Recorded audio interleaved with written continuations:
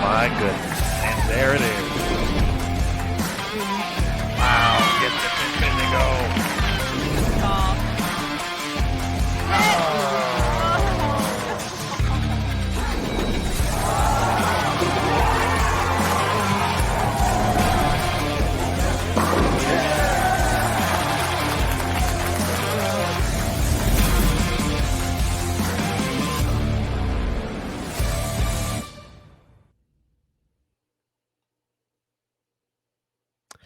Hello again, everybody, and welcome back to Bold TV for continued coverage of the 2021 U.S. Women's Open from Double Decker Lanes in Rohnert Park, California. My name is Aaron Smith with Bold TV and USBC Communications, and we are ready for match play. 32 games are in the books, but now 3 8-game rounds, 24 games, round-robin match play to determine the top 5 for the CBS Sports Network finals on Tuesday, and of course, to determine eventually who's going to take home the $100,000 top prize and the coveted green jacket that goes along with the U.S. Women's Open. We're going to head out to the lanes as competition is getting underway as we speak right at this very moment.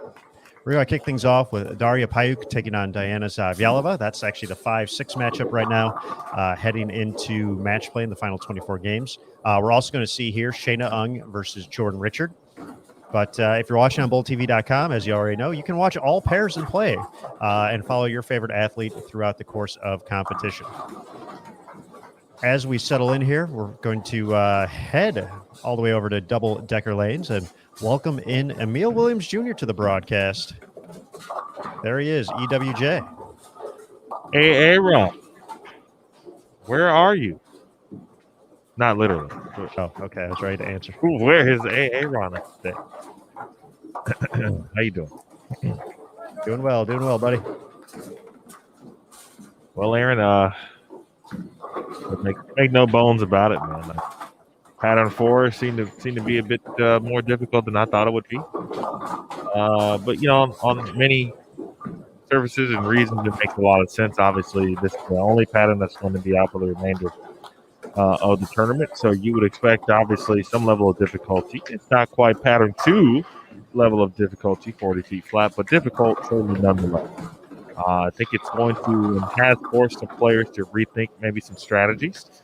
I think a lot of players, especially talking with Sean Ryan from Storm prior to the start of this round here, should see and I've already seen some balls with a lot more surface going down the lanes. Also, players probably are going to stay a bit further right. Most were, or several were right already, or playing the outside part of the lane. Maybe not thinking about making a hop, skip, and a jump left too early. But we'll see. I think those who did kind of venture in and see what was out there, didn't find too much from a consistent perspective. And Diana Zavjalova was outside the entire time and she led the block. So if that tells you anything, I think we'll see more of that here this evening. Only 7 players averaged better than 200 during the opening round on this 42-foot condition, which is being used the rest of the way out. Diana was the top overall player for the round. She went 130 pins over to jump from 21st all the way up to 6th without bonus pins. So she wasn't getting the extra 30 from time to time. That was just straight on pinfall, making the move as they were tough out there. There's a great interview with her available on our Facebook pages for PWBA and USBC where she talks about exactly what you said, staying in the same part of the lane, using her versatility to kind of not worry about having to move too much.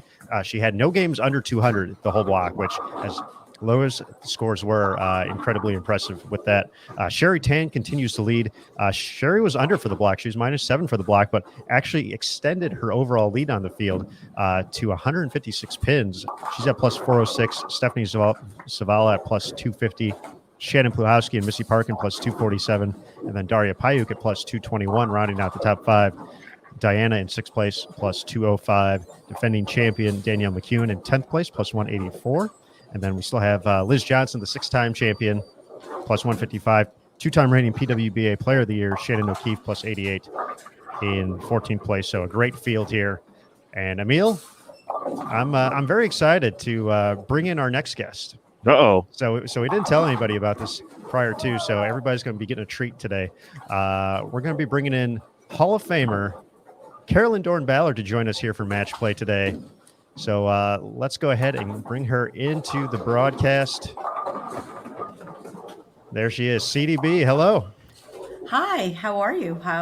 Hello, Emil, and hello, Aaron. How are you? I'm well. How are Doing you? great. Doing okay, doing okay. You know, hanging tough here in the old Keller, Texas. Not sure what else I can tell you. It's good to see you. It's good to see you too. It's good to see you too. It's funny. When I was listening to both of you talk about the pattern and the players and how they were playing the lanes, it was key, and I think we spoke a little bit about it last week. Is when the patterns are flatter, you will see the ladies be further right longer, and you will see straighter angles, even out of people who have high rev rates. And to do that, they'll take their hand out of it, be a little more up the back of it. Or as Aaron had mentioned, or I'm sorry, Emil, you might have mentioned it.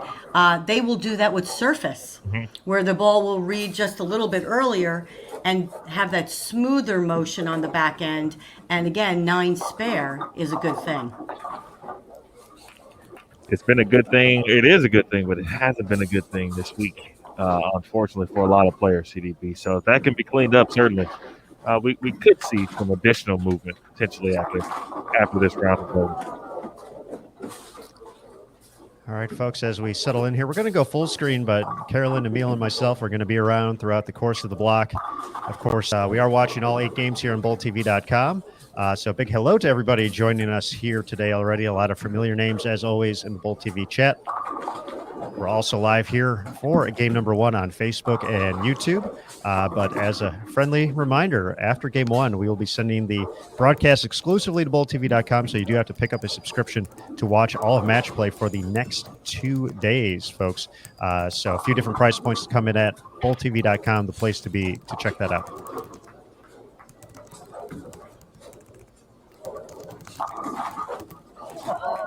Wow. I don't know if the 7 was standing, but I know the 10 was for a minute.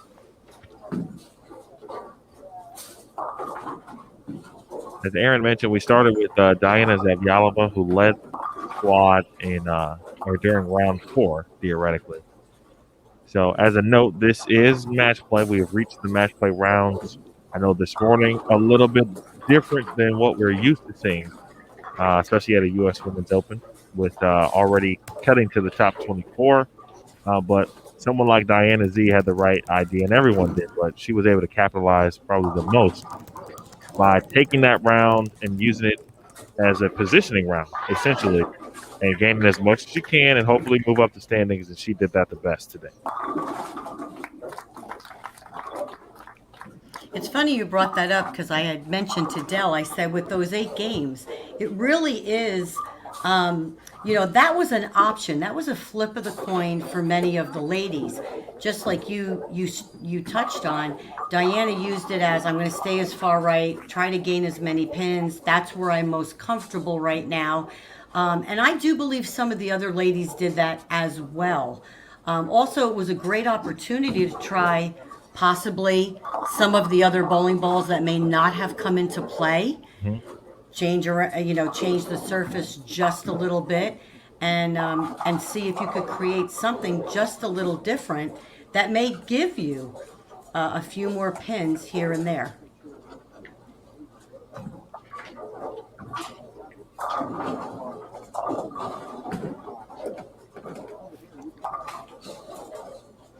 CDB, quick question for you as we get underway.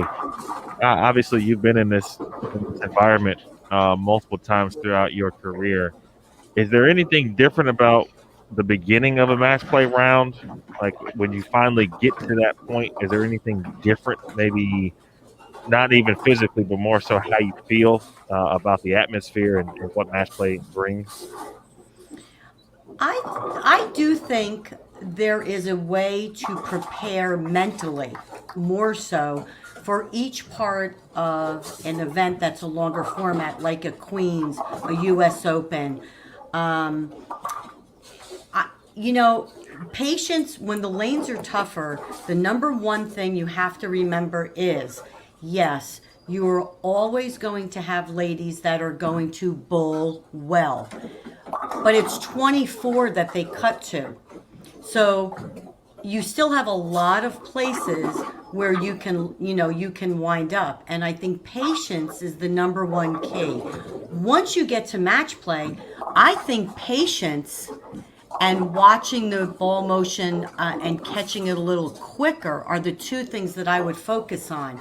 The third would be, and this should always be in every part of your preparation, fill frames. Don't try to look to strike, just fill frames. Be patient, don't get down on yourself. Yes, you're going to have some bad games, but don't forget you're moving pairs, and there will be the good games. So those are the three things that I think are key. Excellent. Thank you. You know, it's funny that you bring that up too. I mentioned to someone the other day, I was asked a question once about longer formats, tougher lane conditions, and this was my answer, and it would still be my answer to this day. I never went into the tournament looking to strike. I went into the tournament looking to hit the 1-3, which gave me the best opportunity to knock down the most pins and then make the spare. That's how my philosophy was. It wasn't I'm going into the tournament to strike or look for striking reaction. I was looking for 1-3 reaction. And I don't know if that makes sense, but I guess it's how I just kept it in perspective. I think it makes perfect sense, especially at the U.S. Women's Open. Maybe Yeah, right. it might depend on, or it might be different in a different environment, or perhaps let's just use a higher scoring house shot tournament, like something like that, where striking is important. In this situation, the second ball is the most important. I think we'll touch on a few stats that we came up with, or not me. Rob Gottschall and John Lucido came up with this week as well. And I know Aaron is a huge stats buff, so he'll be ready to get into that at some point soon.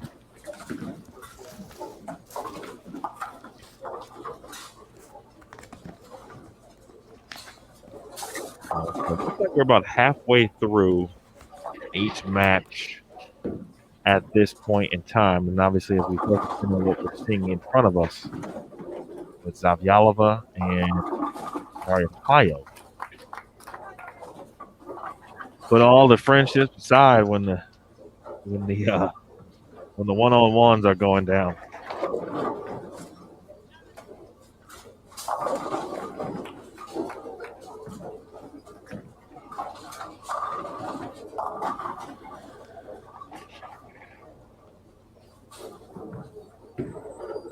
And talking in the interview we mentioned, it's currently posted on the Facebook pages with Diana.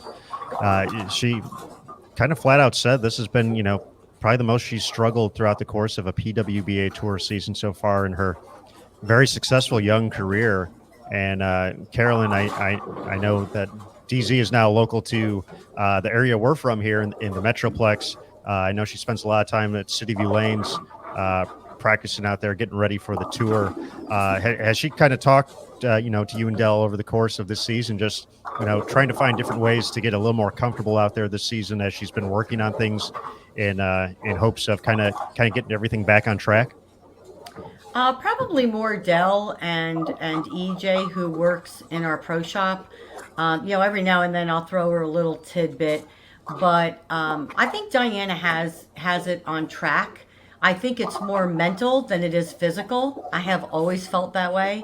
I think that about a few of the players. I think if they, here's how I break that down is Diana throws it as good as anybody out on tour, right? Practices just as much as anybody I know.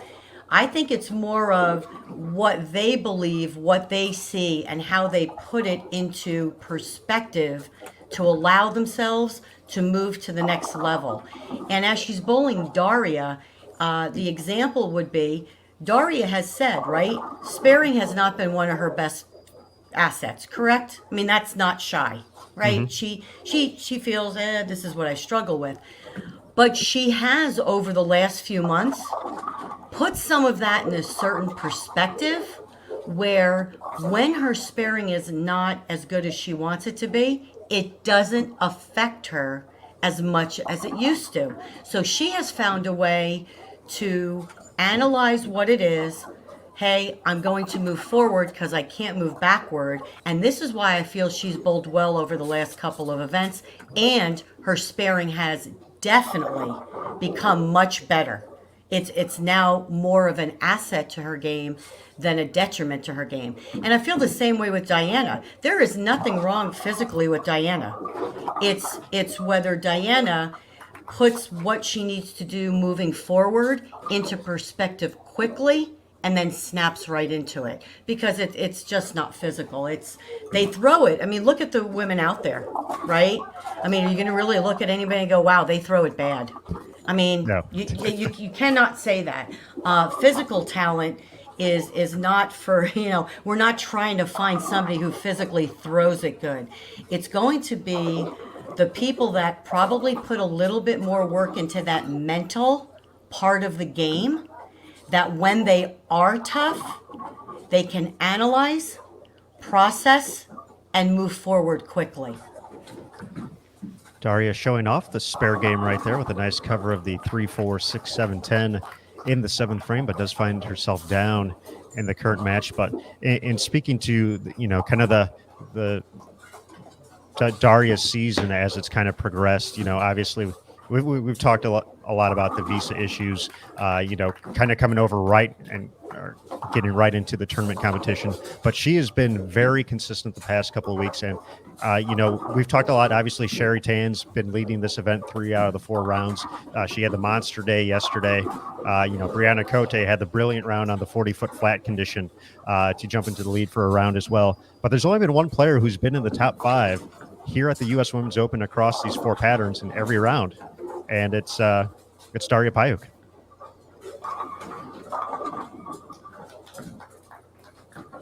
I think Daria's kind of come into her own a little bit in the last couple events. And here's the other thing. And I don't know, I guess I feel like I'm in a way sticking up for the ladies. I don't know if that's really the way to put it, but I think people have expectations of when they see someone bowl, right? So they watch people bowl and go, how can she not bowl good every week? She throws it great. Well, there's more to bowling than just throwing a bowling ball. There's spare shooting, the mental aspect, reading lane conditions, knowing your equipment, changing hand positions. I mean, I could go on and on, correct? It's not just about getting the ball off your hand. And I think we get so caught up in how they throw it instead of looking at the whole picture. And I think she has really taken her game to the next level and said, hey, I know I've had to work on a few things, and she has put the time in, and you're seeing now the benefits of that.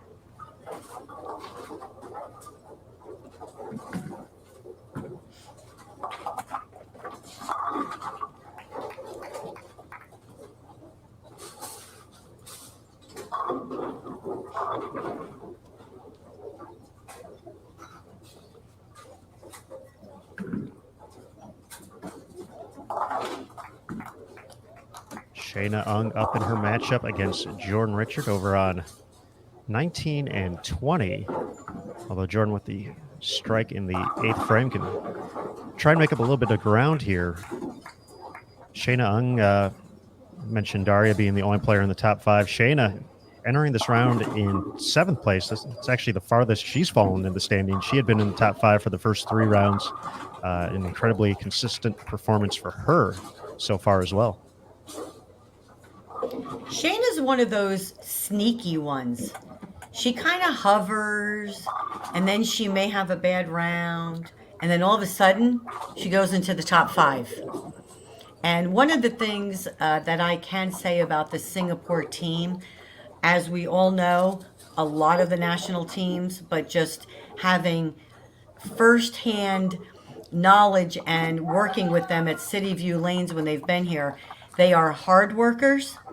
They put in just as much time on the lanes as they do off the lanes, meaning, remember, I spoke about that mental training for quite some time. I believe their mental coach traveled with them. And I think that plays a big factor because if you watch the Singapore Ladies Bowl, they don't really get up or down, right? They stay pretty steady with their emotions and basically let their bowling speak for themselves. The other part of that is they repeat. They get up, they do what they practice. They get up, they do what they practice. And you see that out of all the national teams, plus all of our top athletes. The members from Team Singapore out of competition mode for approximately 20 months with obviously everything that happened in 2020 for many of them prior to their stop last week in Spokane. The last time they had competed was in December of 2019. And, one of the things in talking to Shayna and talking to Sherry as well, just about, getting back to coming stateside here for the PWBA tour. Obviously, they're looking ahead to the World Championships as well, coming up in November in Dubai.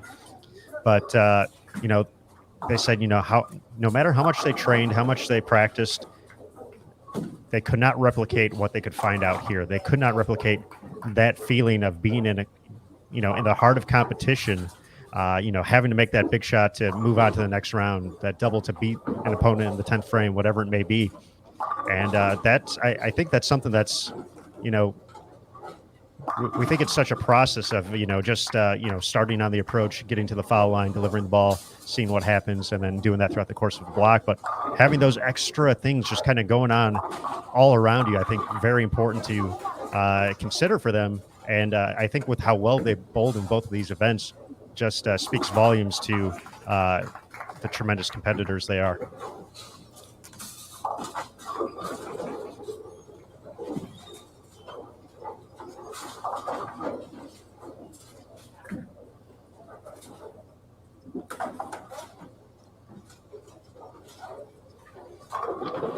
Diana can come out of the gates here with 259. All right, with the first strike in the 10th. Not going to get the second one, so that's going to drop her max into the 240s, but she's going to get the victory against Daria. She's going to be continuing to move up the leaderboard here. And, Jordan working on the double. That 7-10, Emil, that's been all too common this week. Sneaking up on Jordan there in the 10th. Yeah, I think it's been no doubt it's been one of the items to look to, or one of the leaves that have been not the least favorable, but maybe one of the ones that has been the most left for a couple of reasons. One, I think it's maybe a part of the characteristics of the center, no matter what, new lanes, etc. And definitely, I think a little bit of the pattern as well. We saw from yesterday on the longer pattern. A few today in inopportune times. Well, I guess everyone is inopportune, generally speaking, unless you leave it in the first frame, maybe. Like if you leave it in the first frame, at least you can say, all right, it's the first frame. But everyone after that has been like in the least favorite time. So.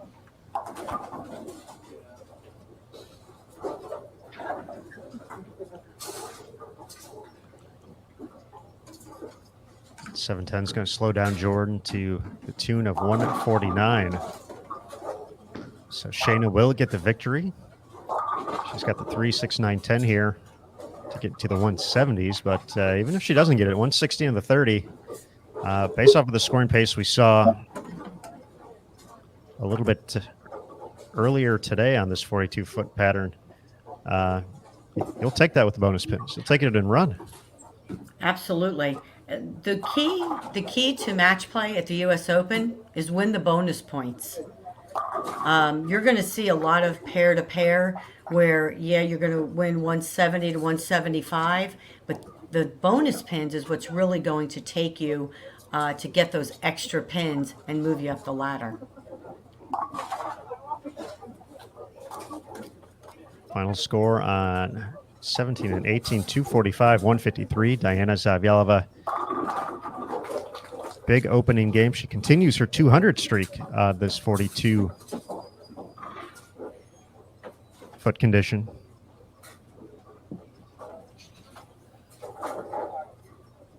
Shayna Ung's going to be in the 170s on her way to victory against Jordan Richard. And as we wrap up game number 1 here, for those of you watching on BullTV.com, we're going to take a quick minute to reset, get ready for game 2 and the rest of the block. For those of you watching on Facebook and YouTube, we're going to be ending the broadcast on those platforms, so you have to head over to BullTV.com to continue to watch. CDB will continue to join us in game number 2, so looking forward to that, Carolyn, as always. And folks, we'll be right back here on Bull TV for the opening round of match play at the 2021 U.S. Women's Open from Double Decker Lanes in Rohnert Park, California. So we'll be right back with game 2 in just a second.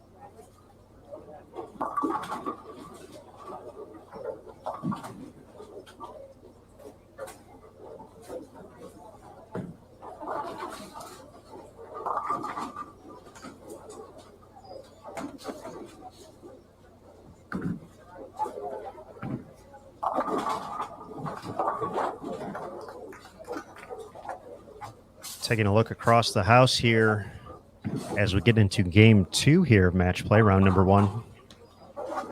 Over on lanes 13 and 14, going to have Shayna Ung taking on Diana Zavyalova. On 15 and 16, Daria Payuk taking on Jordan Richard.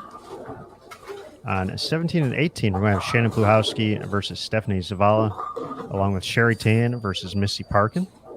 On 19 and 20. On 21 through 24, Birgit Norreichs taking on Shannon O'Keefe, and Josie Barnes taking on Misaki Mukotani. On 25 through 28, Clara Guerrero against Danielle McEwen, and Brianna Cote taking on Liz Johnson. On 29 through 32, Lindsay Boomershine taking on Valerie Bercier, along with Taylor Voltice against Brianna Clemmer. And then on 33 through 36, Daphne Tan versus Dasha Kovalova, and Verity Crawley taking on Maria Balanova.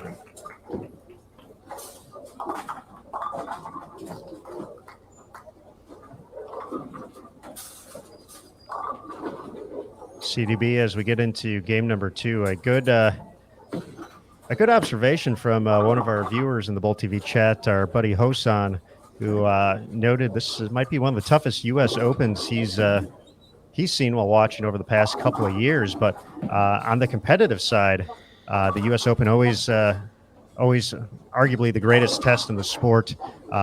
Is there one or two that are just incredibly memorable to you for being just absolutely incredibly, unbelievably brutal? Definitely the U.S. Open. It's definitely one that I've always wanted to win. I finished second a few times. Even the TV shows were pretty tough. There definitely was no give me. Sparing was very important. And the World Open, we bowled a couple of the World Open, which was a major championship when we were on tour. And the field was big. It was open to everybody around the world to come bowl. And the scores were not easy at that event. Samstown was also very difficult, which was a major championship at one time. And I think what came into play with the majors, the bowling centers also contributed to that. And I don't mean this in a negative way, but topography does play into it, right? That doesn't mean bad or good. It just means that if you lay down a tougher pattern and the topography is already slightly tough, it makes them even tougher. Because there is no defined spot to play. And I honestly, for myself, yes, I was a lower rev player, but I always felt I was a little more in between. And I liked them when they were tougher because I felt like it gave me more of a chance to actually perform better because you didn't have to strike a lot. But I would say, again, going back to your question though, the Open, the Queens can become very difficult depending on where we are bowling because it is actually, the qualifying is a little bit of a shorter format. So it's different. It's difficult in a different way. But again, I think the ones that have the word major on them are difficult for a reason. Sparing comes into play. And again, patience and that more of the mental toughness is what gets you through the rounds. That was definitely something we heard after round 2 with the flat 40-foot condition. The 8 games in a day, not necessarily something new to these players out here, but that's the mental grind along with the physical toll of having to be that accurate for that many games in a row. It was interesting to talk to a couple of the players after the fact, just knowing that, that was that was a whole different type of endurance needed to kind of get through that round. Yes, definitely. And I want to kind of piggyback on that a little bit. You have Sherry Tan and Shannon Pluhowski, 2 lefties. Not many lefties bowled the event, but when the lanes are tough, Sherry Tan and Shannon Pluhowski always find a way to get there. And usually they are towards the top. Again, repeating, they're on a part of the lane where there won't be a lot of play, and they know how to take advantage of it. Only 3 left-handers in the field this week. Angie Ramirez-Perea also competed here at the U.S. Women's Open, but did not make the top 24. But Shannon, though, she's this, we mentioned it at the top of the broadcast, only 7 players averaged 200 across the first 8 games on this pattern, and Shannon was just potentially one of 2. Yep, one of 2 to go 100 over on the block. So Shannon found something very, very early. 247 right out of the gates, had a 259 in there as well. Pretty consistent across the block. Mm-hmm. But really like this pattern. She made a nice jump in the standings as well to kick things off and tied for 3rd place with Missy Parkin.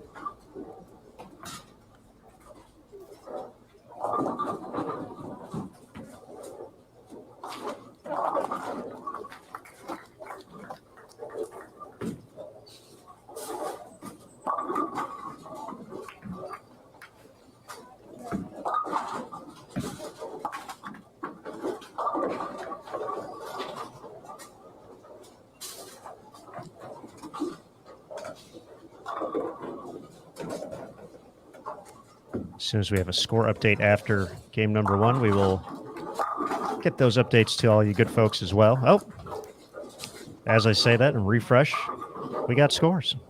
That's what I'm getting ready to look at right now. Sherry Tan continuing to lead. She lost her first round matchup against Stephanie Zavala, 228 to 191, but still in the lead, plus 397.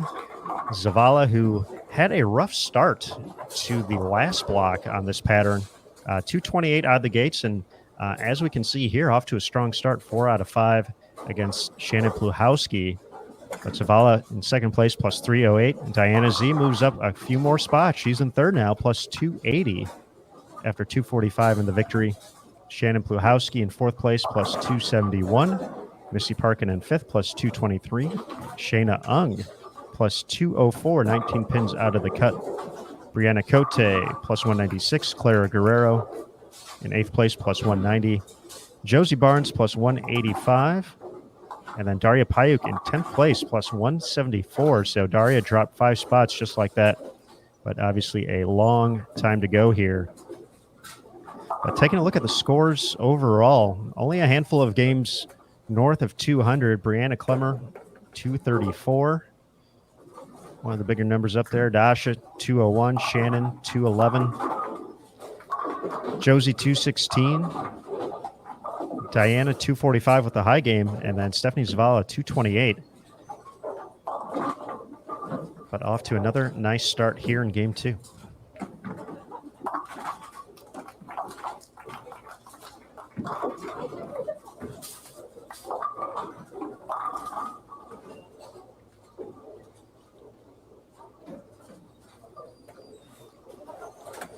I know it's early, Aaron, but have you talked about who some of your picks are? Or shall we wait till later on tomorrow? Ooh.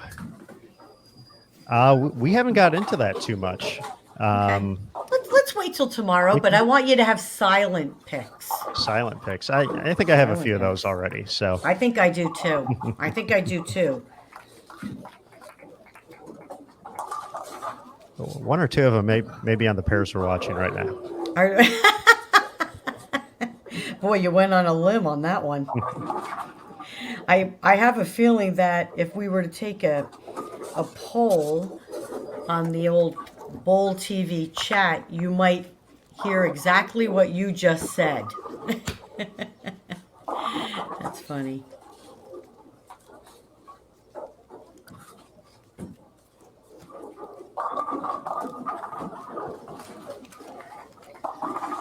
Well, folks, we can start that conversation in the chat. So okay, let's. So let us know. Let me and CDB know who your early front runners to be in contention to win this title on CBS Sports Network in a couple of days.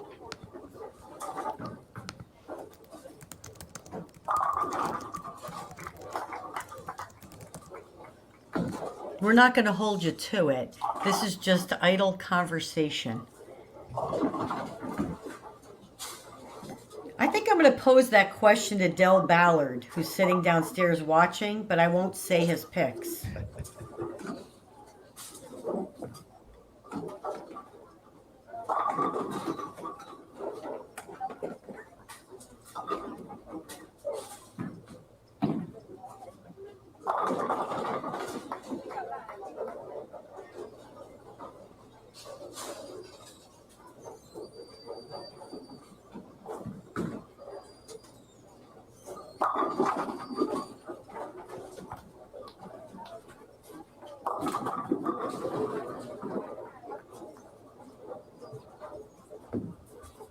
And away we go in the chat. I'm going to get on there right now. Roland saying Shannon Pluhowski. Robert McGraw says not yet. Well, I like that, yet. Robert. I like that. Yeah, way to keep safe. Way to keep safe, Robert. I like that. Don't go on a limb. We got Daria. We got Stephanie Z. Daria or Diana. Hosan says Liz Johnson, even though he didn't actually say Liz Johnson, because we know Hosan's a big Liz Johnson fan. DZ, Brianna Cote, Daria Payuk. Brianna Cote again. A lot of love for Diana Z in there. Sherry Tan, Missy. Rick's going real far. He's saying Stephanie Zavala over Sherry Tan in the finals. Ooh. Kind of like that. Daria and DZ. Ken says the trio, all three of them. Tabitha, DZ, Daria, Stephanie Zavala, Sherry Tan. Joseph says Sherry, Liz, and Shannon P. Susan, Dasha, Liz, Shannon O, Danielle, and Diana Z. Missy. A few more for Shannon P. Diana Z. Stephanie Alexander has the correct answer. I would have said CDB. Actually, CDB would have bowled well. You're right, Stephanie. I do think we will have a left-hander on the show. I am going to say that. How about that? There we go. And could be two.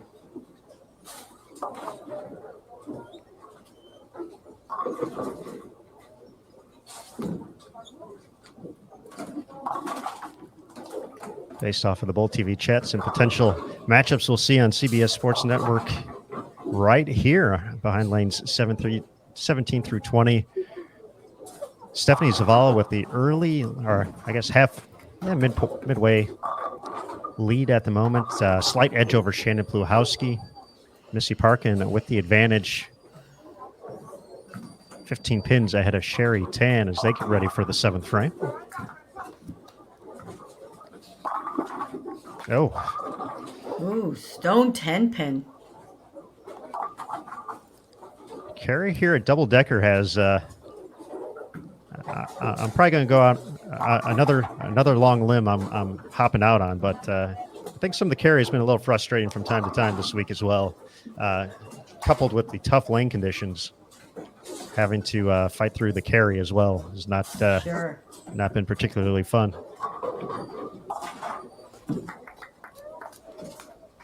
And that kind of goes back, Aaron, to what we spoke about.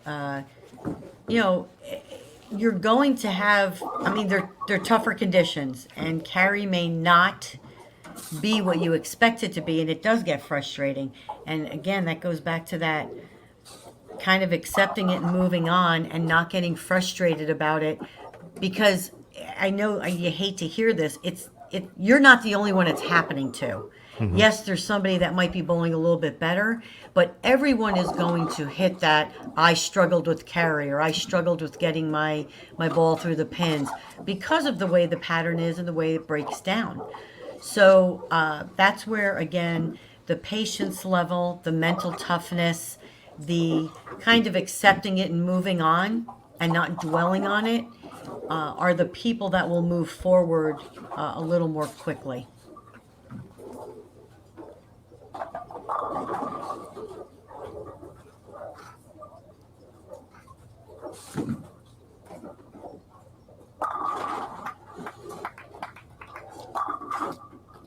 Missy hanging on to the lead and can build upon it with a double here in the eighth after the strike in the seventh.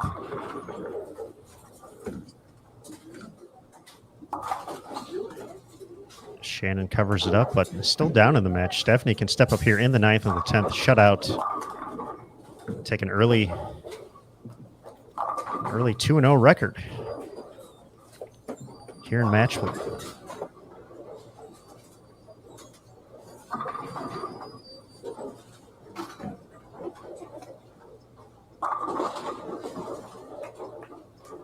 See if Missy can add one more here. Full California vibes with the jersey. 3-6-10 though. You can see with the players that are going from right to left, playing it very straight, keeping it in front of them, there isn't much hold when they get to a certain point. That hasn't developed yet you can see with Stephanie bowling against Shannon Pluhowski, she's just a little bit further left, but even though she's getting it right in the front part of the lane, she's not throwing it way right down lane. She's just kind of letting that ball roll off the pattern and using her ball speed to make sure it clears the fronts. Stephanie now with the opportunity to shut out as she gets up first shot of the 10th and going to get the 10 pin out of there. Best Shannon can get to is 205, so decent count here. We'll all but wrap this one up. But would be interested to hear from Zavala on some of the changes she made as, oh, okay, no 7-10 there this time for Sherry, but she kind of had the same strategy heading into the previous round. We caught her in game one where she was, more into third arrow to start, whereas most of the players were a little bit closer between first and second arrow. Obviously, she likes getting left. She likes opening up the lane with her ball roll. But Yes. but she struggled in the early going. The first four games, kind of found it late in the block to work her way back into second place overall. But she's looked sharp here in the first two games. A pair of 220s and a pair of wins.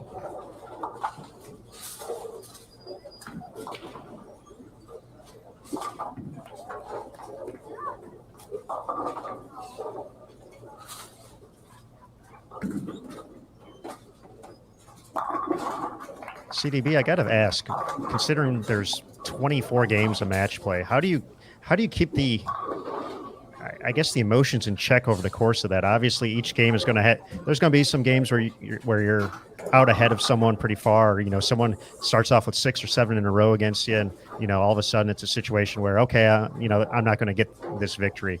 But how tough is it to kind of stay in that match, or that head-to-head match play moment over the course of 24 games? I feel there's got to be some lulls in there where you just have to, almost take a mental break in some sense. But how tough is it to just stay that ready for those big-time shots like that over the course of an entire match play block? I think it's tough because, again, you're trying to stay as positive as possible. You feel like you're executing, but your ball is doing something totally different because the lanes are tough. So it really goes back to, I just feel like I'm repeating a little bit, but it really goes back to how you've mentally prepared for those situations. And, we try to overthink it, but it's rather simple. You can't go backwards, right? You can shoot 150. You can't go back and change that 150, but you can go forward and try everything you possibly can not to shoot 150 the next game. And really, that's where it comes into you taking a deep breath when you're walking to the next pair. Hey, I didn't like this, this, and this. This is what I got to change. Be aggressive, or whether it's your, whatever your key is to get you back on track. But it really is more of a mental grind than it really is physically. And, it's one of the odd things to say, but you kind of see Shannon Plahowski's game. Shannon is a great spare shooter. Third frame, she missed a spare, right? Mm-hmm. But if you see, the rest of the game was great. Sometimes it takes something like that to trigger you and go, hey, snap back into it. You're letting yourself go. I know it happened with me. Dale used to always say that about me. He'd go, I'd miss a spare, or I'd split, or whatever it be. And after the game's over, he goes, he would say something else to me, but basically what he was saying is, were you know what? And I'd go, oh my God, I was going to punch my left eye out, And he'd go, but I knew it was going to light a fire in you. Sometimes it's that bad frame that triggers you and says, hey, you have 6 more games. Get it in gear. And I hate to say that, but you almost take 1 bad shot or 2 bad shots, and it makes you dig deeper and takes you moving forward. I like that, though, that, almost kind of accountability for yourself for kind of taking those, quick breaks during the block. And, when you pay for it, you have to hold yourself accountable in those situations, and as you say, kind of can light a fire in that situation, which Right. is which I'm sure is over the course of 24 games, something you need once or twice around, probably just to get yourself going. And I think everybody has a different way of handling that, a uniqueness. I'm not going to mention any names. I was one of them, but I mean, you could see my emotions, and there's a few other players. They hit themselves in the leg, or they may give their, bowling ball bag a little kick, or slap their rosin bag down, or whatever it be. Mm-hmm. And it's one thing I want everyone who watches to know. I mean, the bowlers are still human. They're entitled to be angry at themselves. They're entitled to be unhappy with their performance, because for some of these ladies or pro bowlers, whatever you're watching, this is their livelihood. This is how they pay their bills. This is how they live, right? So I think there has to be a little bit of an understanding there. Now, I don't think it needs to get out of hand, but athletes are tough on themselves because they expect the best. So everyone handles it in a different way. Absolutely. Missy Parkin with the spare, enough to lock out Sherry Tan. 199 will be enough for the victory and the 30 bonus pins for Missy.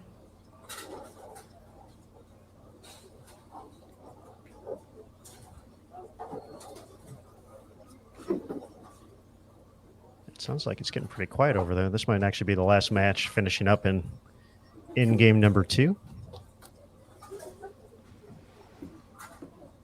We'll have Emil Williams Jr. joining us again shortly to give us some news and notes from on site at Double Decker Lanes. I'm going back now to check my top 24. I'm making my silent picks. Dell gave me his silent picks, but I told him I would not share.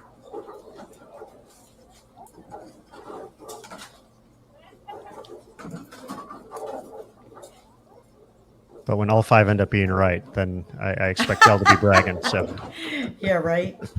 I'll show you the text so you know I'm not lying.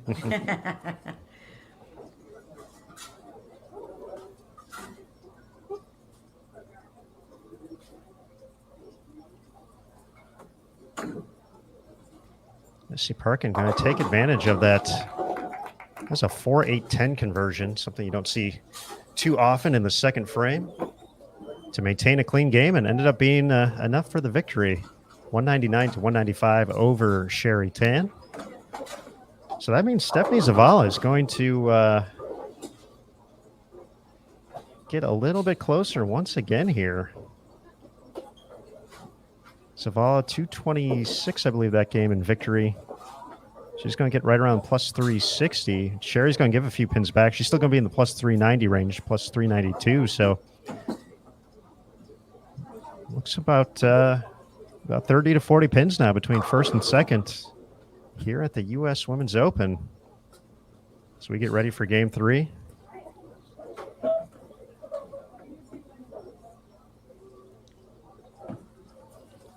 And I believe we're also ready to welcome back Emil Williams Jr. to the broadcast. I was just listening in on the on some of the mental talk, and that's just been the main focus of this week. I think we said the word focus was probably the theme of the week. Every player has talked about it, and obviously, CDB has been mentioning it. She's experienced it, knows what the players are going through, and knows what it takes to win this event. As far as the focus is concerned and the amount of it that you need, I mean, it's like, you can't take a frame off. You really can't take a frame off. And the minute you do, that's when the mistakes happen.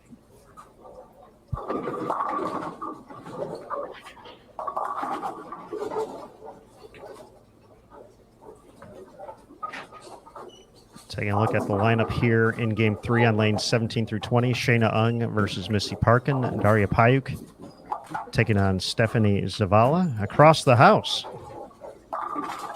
for game 3. Shannon Pluhowski taking on Jordan Richard on 13 and 14. Sherry Tan taking on Diana Z on 15 and 16. Over on 21 and 22, Clara Guerrero against Misaki Mukotani. 23 and 24, Brianna Cote versus Shannon O'Keefe. 25 and 26, Birgit Norreichs taking on Liz Johnson. 27 and 28 will be Josie Barnes against Danielle McEwen. 29 and 30, Daphne Tan against Brianna Clemmer. 31 and 32 is Verity Crawley against Valerie Bercier. On 33 and 34, Lindsay Boomershine taking on Maria Bolanova. And then 35 and 36, Taylor Baltice taking on Dasha Kovalova.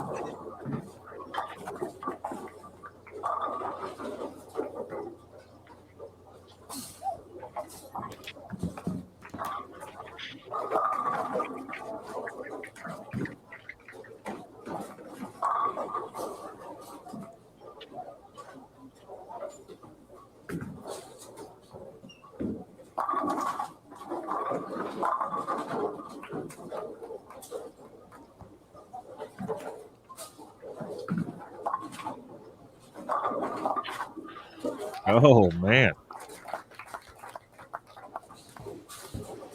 That's the third 2-4 A10 we've seen today. Made. Daria, Verity, Daria, and now Stephanie Zavala. And I don't remember which lane, but I think they're on maybe 13, 15. It could have been that lane.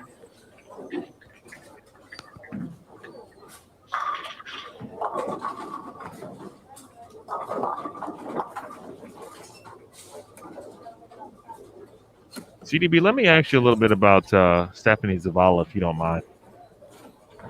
And if I said I minded, would you still ask me? No, I would respect the I'm kidding. Go ahead. and ask you about someone else.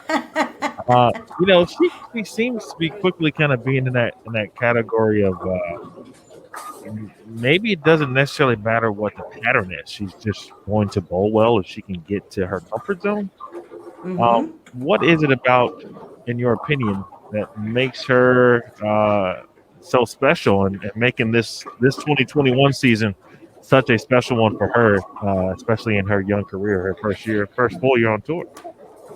I think she has a unique ball roll, and I think she has a unique style that allows her, for someone who actually has a higher rev rate, keep the ball in play more, which a lot of times you have to see players, and we talk about, and I'm gonna give Daria a big hug when I see her. I don't mean to point her out, but Daria is the same way. She's got this great ball roll, this high rev rate, but knows she needed to add tools to her game. I almost feel that Stephanie doesn't think about it as much. She's a younger player. She's out there. Hey, this is what I want to do. I'm out of college a few years, and I'm just going to do my thing. She hasn't given it, she doesn't think about it as much as I think other players start to think about their game the longer they're on tour. And remember how I said I tend to think we overthink it. Yeah. And I think that's what happens as you become more seasoned. You spend more years on tour. You set goals differently. And you're like, well, why am I not getting here? Well, why am I not doing this? And right now, I think she's in that I just want to get out there, do what I love. I'm throwing it good. I'm confident. I've won. And she's not overthinking it. And I hope she keeps that thought. Now, I think as she progresses with her game and as bowling in general, and what I mean by that is, as lane conditions change and the oils change and, things like that. I do think she'll have to fine tune her game just a little bit. I do tend to think she gets there a little early sometimes, and that's where you see some of those off shots or off hits that she gets. But right now, I think she is doing exactly what she needs to do. She is not overthinking it. And I think that comes as you just continue to bowl and set those goals. Well, since those two are bowling each other, of course, Daria and Stephanie, we could liken it to Daria in the sense that you mentioned the ball roll, the great game. Daria, I'm speaking of, wins the title in 2017, wins Rookie of the Year, and then obviously, and you mentioned it a little bit earlier, other people started to heap all these expectations on Right. Daria. If you could caution Stephanie in some capacity as she, moves on essentially once the season is over to her next season and beyond, what would you caution her to kind of be aware of? That is a very simple answer for me. There is going to be, everyone's a coach. Everyone's a coach. Everyone knows the answer. Everybody's going to tell you because I've lived that. Everyone is going to want to try to help you, right? What I would say to her is when she feels that she is starting to possibly, I don't know, struggle a little bit or thinks she wants to make some changes, go to the person she feels the most confident in. Who got her there? Who helped get her to where she is? Go there first. Get back your confidence. And then over the years, as she starts to meet other coaches and needs other advice, she will find that answer in another coach as she moves along. Because we've all done it. I've had numerous people help me with my game. Brian Purcell, Bill Hall. I've talked to Del Warren, and then of course, Del Ballard, Hank Boomershine. But you took all of that knowledge and what everybody gives you, and you pick and you choose what you feel you can incorporate into your game. And then you get to a point, for example, myself, and now I still go back to the same 2 or 3 people all the time, or I'll text, because that's who I feel gave me the most that took me to the next level. And she'll find that as she progresses throughout her professional career. Great answer there. Carolyn Doran Ballard is joining us tonight for the first round of match play at the U.S. Women's Open 2021 edition. My name is Emil Williams Jr. Aaron Smith with us as well. Thank you to all the staff here. First at Double Decker Lanes, Jim Decker and his crew. My guy Chris just got some deadwood out the way here at Double Decker. All of the volunteers, scorekeepers this week. Everybody has been fantastic. And of course, our tournament staff, Tennille Milligan, Rob Gottschalk, John Lucido with his wonderful scoring techniques. Jason Thomas, of course, on our squad as well. Greg Moore has made his way into the building as well. And when Greg Moore's here, it's time for some television. And that will take place on CBS Sports Network Tuesday night at 7 p.m. Eastern Time.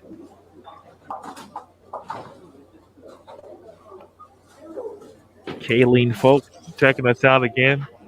Thanks, Kayleen. Appreciate you and everyone else tuning in. I love the comment, though. I've heard that sometimes there can be too many cooks in the kitchen, CDB. Absolutely. Absolutely. And I think people want to help, but I think what, when you're trying to deal with a professional athlete, sometimes there's information overload.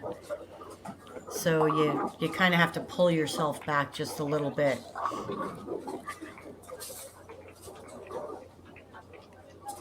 This particular match off to a slow start, especially for Daria with a couple of opens. In fact, she started with the first 3 opens.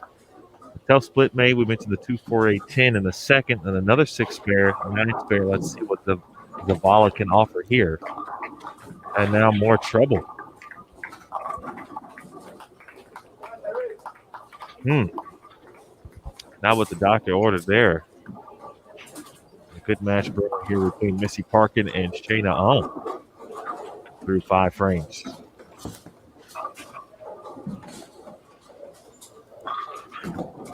Simply trying to win matches and win them and move on. It sounds so easy, yet probably the most difficult thing to do. You need a little bit of luck, right? Every now and then, CDB to win a match and have a good match play record. Oh, well, you can see it when the lanes are tough like this. I mean, face it, if you miss left and you go Brooklyn's come into play every now and then. I mean, the first match, I think we saw Brooklyn turn into a double. I mean, it happens. You just don't want it to happen a lot. You don't want it to happen to you, but against you. You want it to be you. But sometimes, again, when they're this tough, you need that break. You throw a couple good shots, and then all of a sudden you go Brooklyn, you carry one. Hey, turn it into a double. It's a good thing. A little bit of bad luck there for Missy Parkin. It looked to be a 5'9", chop that off. And someone you don't want to give an edge to, Shayna Ung. She's proven time and time again on the PWBA tour that she can come through when necessary and when called upon. 3 of the 6 players from Team Singapore advancing to the top 24 this week.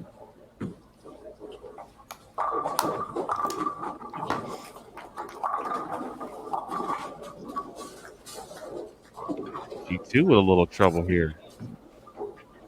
A 210. CDB, I've tried to describe Shayna Ung's role before in the past, and it obviously had been a little bit of time since the last time I saw her, but as soon as I saw her bowl this week, it just kind of brought me back, to Sonoma County when last time she was here, she did win. But I think a bit of a different role across the tour as opposed to some other players. It seems to be a bit more forward or end over end. Yes. In that sense. Mm-hmm. She does. She has a unique role. And it's kind of just what you said, a little more end over end, forward. But when she has to get in and hook it, she can get her hand underneath it and get around it, which makes her very versatile, which makes actually all of these girls on Team Singapore very versatile. But her normal role, which is why, we talked about that silent top 5 that we're all talking about. And by the way, I don't have my top 5 picked, so don't anybody think about that. But she is someone that I do believe has that sneaky way of moving up the ladder because of the uniqueness of her role and how she can change it. Not only that, I think the entire team, very good spare shooters. So they don't give up very many open frames. Good thoughts and good info in the chat. DMAC now with the front 8 over on 27 and 28. Just speaking of breaks, she just threw one Brooklyn, and the 5-pin just moseyed on over. There you go. And she's thrilled to death with it. I would have slapped it out. So we will go there in just a second to potentially see our first opportunity. Well, we've had a couple of opportunities. Perhaps the first one that will be set in stone. The Bowl TV community has just been all over the Bowl TV crew about that whole Black Cloud situation. I'm just not even going to say any words about it. Who's the Black Cloud situation? I missed it. Well, basically, any one of us who works for Bowl TV at a particular time who happens to either try to catch a game of excellence on camera, goes down in the pit, etc. I mean, it's like taking a life of its own. Right. So Stay away. I'm not going to say anything. I'm not going to say the actual number. I won't even say the P word. PER. Maybe I could spell it. Blank game. Blank game. Per. Starts with a 3.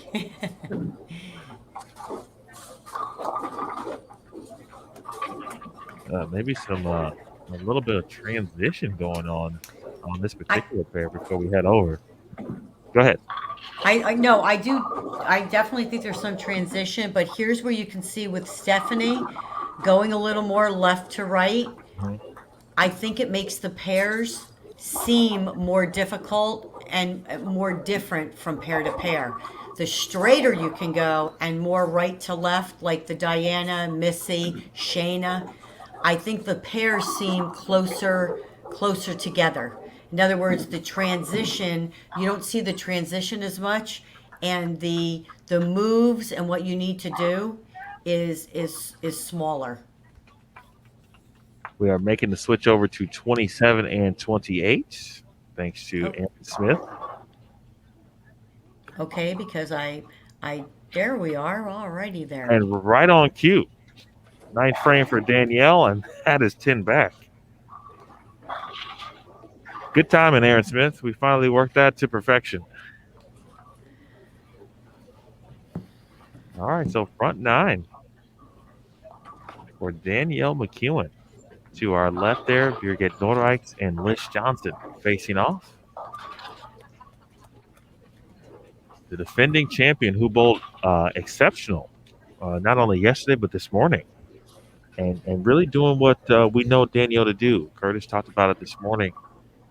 Such a just kind of goes about the business, what I call a very business-like approach to being a professional bowler. Doesn't give off too much emotion. Definitely not animated unless it's just absolutely necessary. Right. Next thing you know, she's making 15 to 20 spot jumps in the standings. Yep. And as you can see, she's playing a little bit further left, kind of the way Stephanie is playing them, but definitely more straight through the front than a Stephanie is. And I like watching Diana. Listen to me because we're talking about Diana. Danielle do this. You know, Danielle has not had a great year, and I think Danielle is a stud. I mean, she is phenomenal, and she busted out at the Lucy. She bowled phenomenal last week, so she's definitely riding that wave, and it's starting to all come back together for her. And she is one that will, again, she will see the pairs closer together because of the way she has her angle, and I think that's one of the assets to her game. Nice spare over to the left side by Liz Johnson.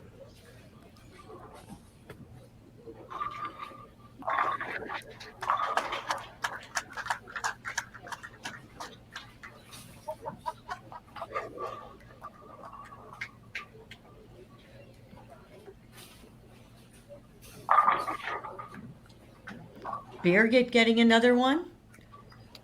Yeah, all of a sudden, Playing the go yeah, ahead. playing the lanes very similar to the way Danielle hmm is playing them.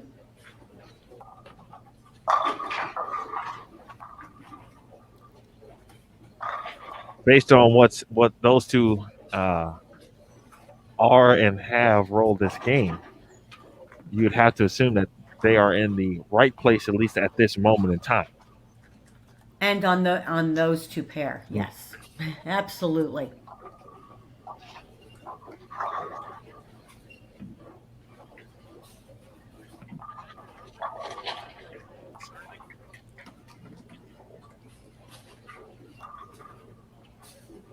Add another to Birgit's total, she's going to be in the 270s. 279 if she strikes on the next shot. Josie Barnes playing further right. Something she worked on over the break is making the angles in the front part of the lane a little bit tighter so that she didn't have as much, of that miss to the right. And it definitely served its purpose this week because I think it's something you needed to have. I think Birgit went to get a different bowling ball to try on the fill.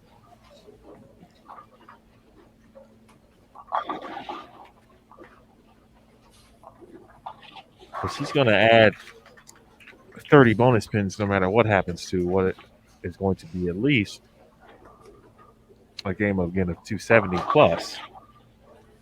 So that's going to be a 100 plus swing there for Birgit. Always love those games. Good shot. 279 plus 109 added to the scorecard.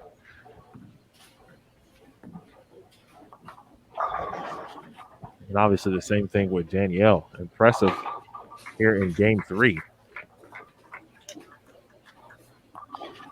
All right, we'll take you back over to let's see what's Shayna Ong is in the 10th frame. Daria and Stephanie. Actually, let's go back to the 19 and 20 if we can, Aaron. Simply because although it's a low scoring, someone's got to win between Daria and Stephanie, and it's a 1-pin match at the moment. Well, more like 11 pins with Stephanie on a strike.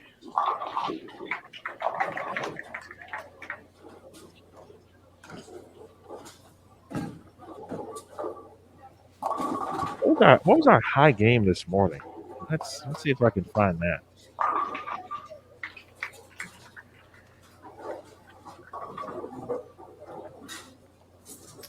Shayna needs the spare for the win here.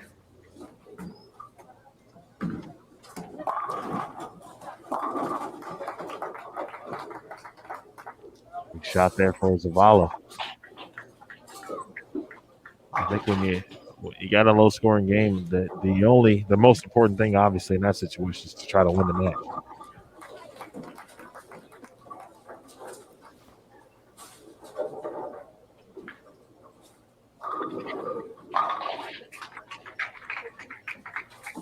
A couple of 266s, we believe, are the high scores from this morning's round. Jordan Richards and Sarah Guerrero. Already 2 games of 270 plus. Oh yeah, that's right. Shayna Ong, didn't she have the front some there? Was that yesterday? Might have been yesterday. All right, that'll do it there. That's going to be a big win for Zavala again with the lower scoring match. You need the 30.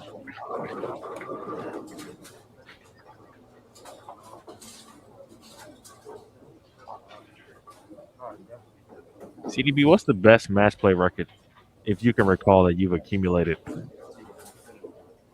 Oh, I've had a couple 8-0s, and then I there were a couple that I had where I only lost maybe 3 or 4 matches.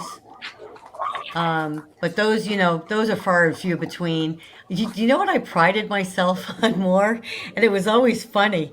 I swear after I got done with every tournament, I would call Dell and I'd say, "You're never going to believe this, but I just bowled 56 games and I only missed 2 spares." Absolutely. That was like my highlight. Like that was my, yeah. And he'd be like, "Well, you're on the show." And I'm going, "Yeah, but can you believe I only missed 2 spares?" Like that was, I didn't care what my match play record was. I didn't care what, I was like, wow. I prided myself on the fact that I could stay clean. Well, I think that became very synonymous, obviously, with your game as well. I mean, it's we can talk about spare shooting and until the old saying, until we're blue in the face, but it will never get old in our sport because it just holds that much more importance. Sure.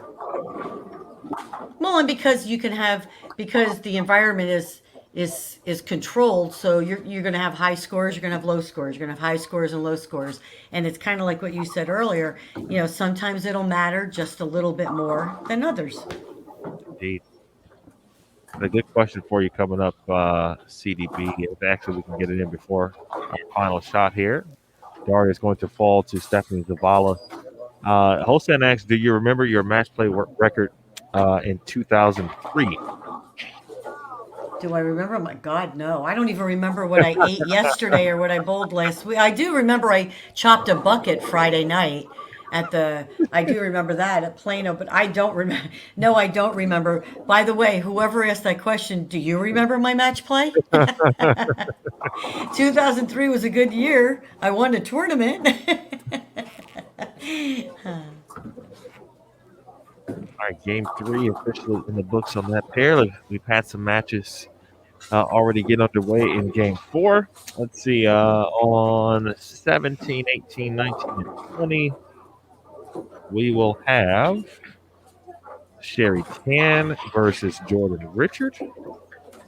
And on 19 and 20, we'll have Shannon Pluhowski versus Diana Zavialova. 2 solid matches upcoming here on Bowl TV. Carolyn Doran Ballard is joining us. Danielle Niddle is in the chat. She just joined us. Hello to Danielle and everyone watching from where you are watching from.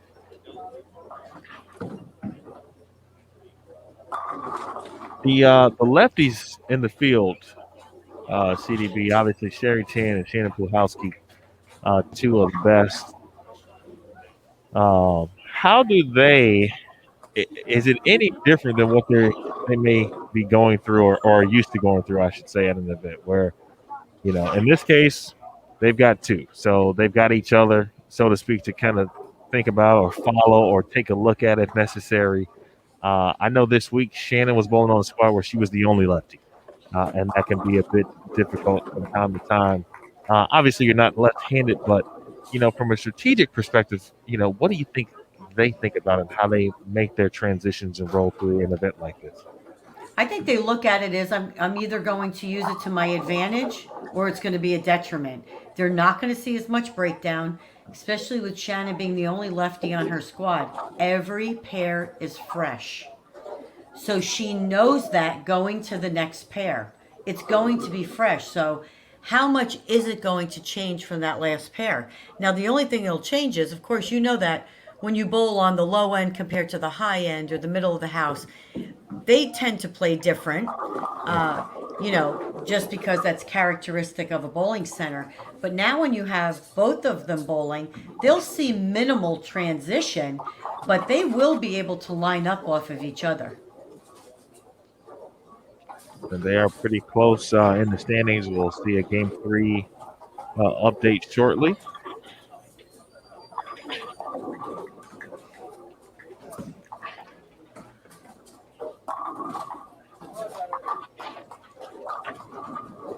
Good question in the chat from Patricia asking about any plans for a PWBA 50 tour.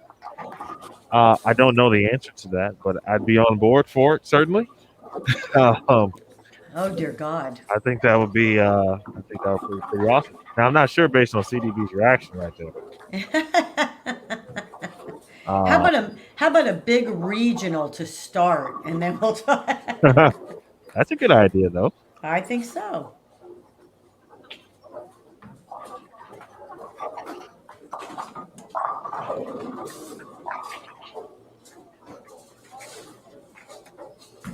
All right, off and running here. Weird leave and the spare made for Pluhowski. Good shot for Zavialova. Sherry Tan, kind of up and down, but really it was just day 2. And the flat pattern, of course, that provided some trouble.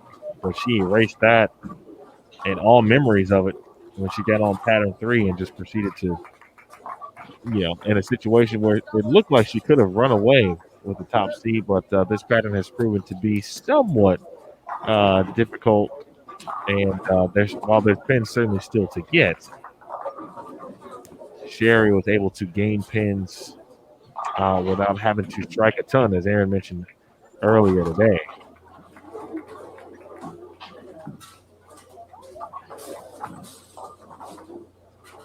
There's Sherry Tan. Obviously, now CDB, you got a chance to watch Sherry a lot, and then call some matches, of course, on television as well. What makes Sherry Tan such a good player at this point, too? 2 things come to mind: repeatability, and this is meant as a compliment, ice in her veins. I think she bowls just like Cara Honeychurch did. Repeats, ice in the veins. It doesn't matter whether it's the first frame or the 10th frame. She is going to strive for perfection on each shot. And if she needs it, I'm going to tell you right now, I would bet money that it's going to be close. And that's how I feel about Sherry Tan. That says a lot right there. I think she's proven that too. And even when she's lost a match or a championship match, she was beyond close. She'll bury the 1-2 and unfortunately leave some terrible breaks. But you're right. Right. She's always there or puts it there to give herself a chance. Right. If you watch over the years too, and you watch how, people who have good years um, or gain momentum and become a top 24 player. So let's just say, they're always in the hunt or they're always near the top 10. You're going to see those are the players that probably don't give up the pocket very much, right? They probably keep it close to the pocket, pretty good spare shooters, and can read their ball motion. And that's what you're seeing now more as these younger ladies come out on tour. They're a little bit more advanced.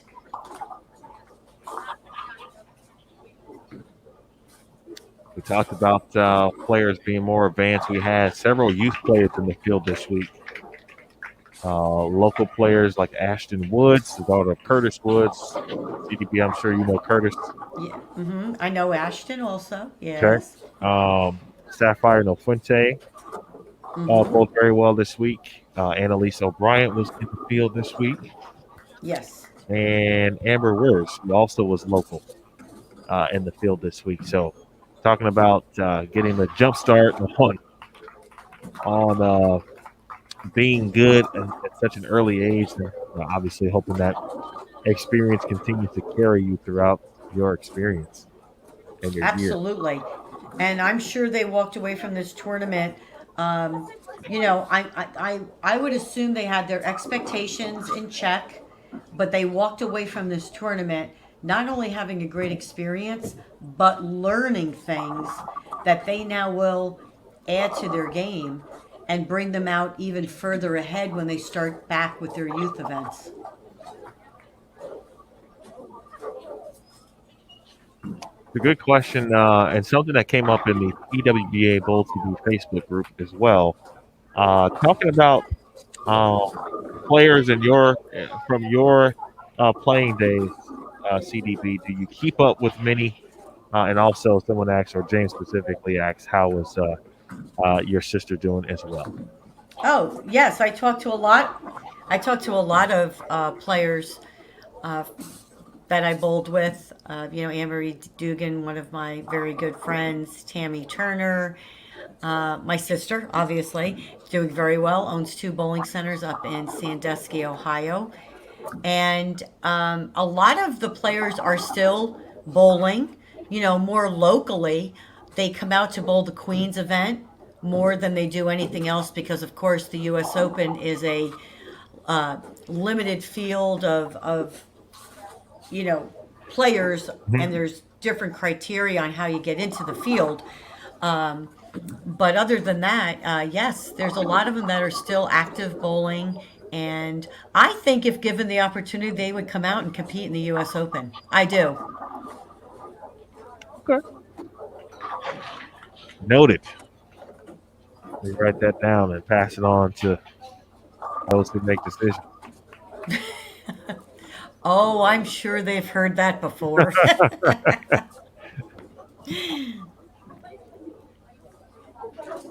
Early through, nearly through three frames here between Kulhowski and Zabialova. Here's DZ in the third frame. Good shot. Someone mentioned earlier, DZ looks very fierce and determined. And I had mentioned that she is a player that I know for sure, because she said it multiple times, enjoys the one-on-one aspect of bowling. She enjoys the match play format. Uh, how many players did you know like that, CDB? And were you one where as soon as match play hit or you knew it was mano a mano, so to speak, your game was about to step up another level? I think I made comment on uh, a live stream telecast once before. I was probably definitely one of those players. When I bowled, it was really all about me. I would go over and see how my friends were bowling, but it was part of my game to make sure that I was as focused as possible on every shot. And I was probably at times over intense, I guess you could say, but it was just something that I felt I didn't try to do. That's just really who I was. But I was the same way in qualifying as I was in match play, but I definitely stepped it up a notch in match play, and it was really all about my little world there and what I could do to get to the top five. It's like the proper mindset though. When there's so much going on, and I think you gotta duck it into your own little bubble. Can't be letting people in your bubble. No, I think there are times when you do let people in your bubble, and then there are times that you don't. But the majority of time, if you're competing against each other, and you're again, I mentioned, trying to make a living Right. and reach your goals, you have to be a bit selfish. But it's how you treat others. And off the lanes, all of us would just, you know, meet in the restaurant and eat dinner after we were done and chit chat like nothing had happened. We'd complain a little bit and get everything off our chest, and then it would just go back to, oh, we're with our friends. So, there's a time and a place for everything. I think we've got a new score update. Let me check that out for you guys here. This is game 4 of 8 if you are just joining us. In the booth with Carolyn Doran Ballard, a Hall of Famer. Aaron Smith is along for the ride as well. My name is Emil Williams Jr. Pleased to be here with you. And looks like we do have a score update. Sherry Tan, still your leader at plus 438, a match play record through 3 games of 1 and 2. That 2 190 games both resulted in losses. Finally got on the board with 216 in game 3. Stephanie Zavala still in second at plus 367. She is 3-0 at this moment in time. Shannon Pluhowski now into third. 226 win in game 3. She's at plus 332. She is 2-1. Shayna Ong is fourth at plus 293. She is undefeated through 3 games as well. And Danielle McEwen, your defending U.S. Women's Open champion, is fifth currently at plus 287, 2-1. So far, the match play record, Diana Zavialova 1 and 2. She's plus 283 and just, of course, 4 pins back of DMAC at this point in time. Clara Guerrero is seventh at plus 264. 2-1 early here. Birgit Nordweiss is eighth at plus 262, undefeated at this point in time, and coming off that huge 279 game in game 3. Missy Parkin is ninth at plus 255 at 1 and 2. Josie Barnes 10th at plus 199. She is 2-1. That's your top 10.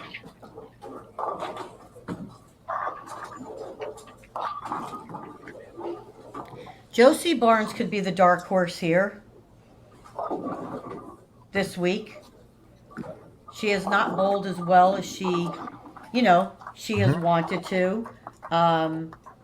Made some changes in her game, and she's bowling rather well this week.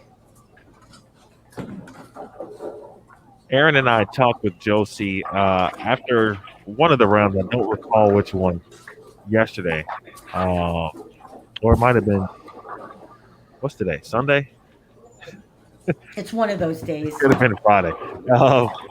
I think it was yesterday, though. And she mentioned a couple of things stood out. One, an equipment change. She switched brands. And so sometimes that takes certainly some time to get accustomed, used to new or different motions, what works in the bag, what may not be in the bag or work well.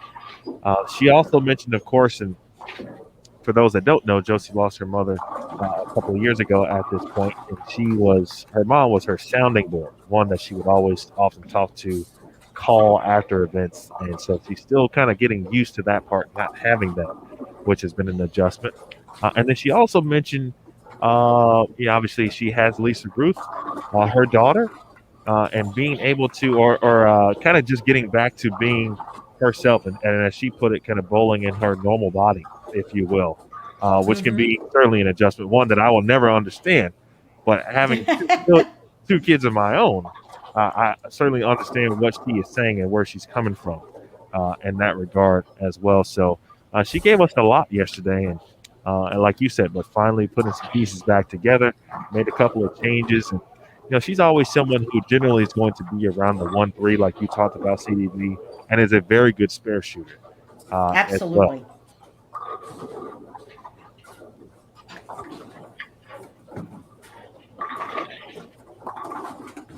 The way it's bunched up too, CDB. I mean, it's no one really. Even I know Sherry's leading, but when you get to at this point, I mean, honestly, second, especially with bonus pins, I don't think Sherry can. No lead is safe currently, especially as early as it is in the match play.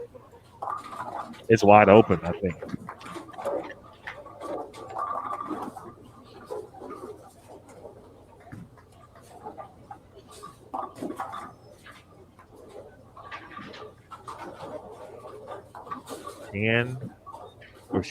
Jordan Richard with the open in frame 8. And that allows Sherry Tim potentially here to not only take the lead, but opportunity to take the win if we get to that point in time. She can't be shut out at this point.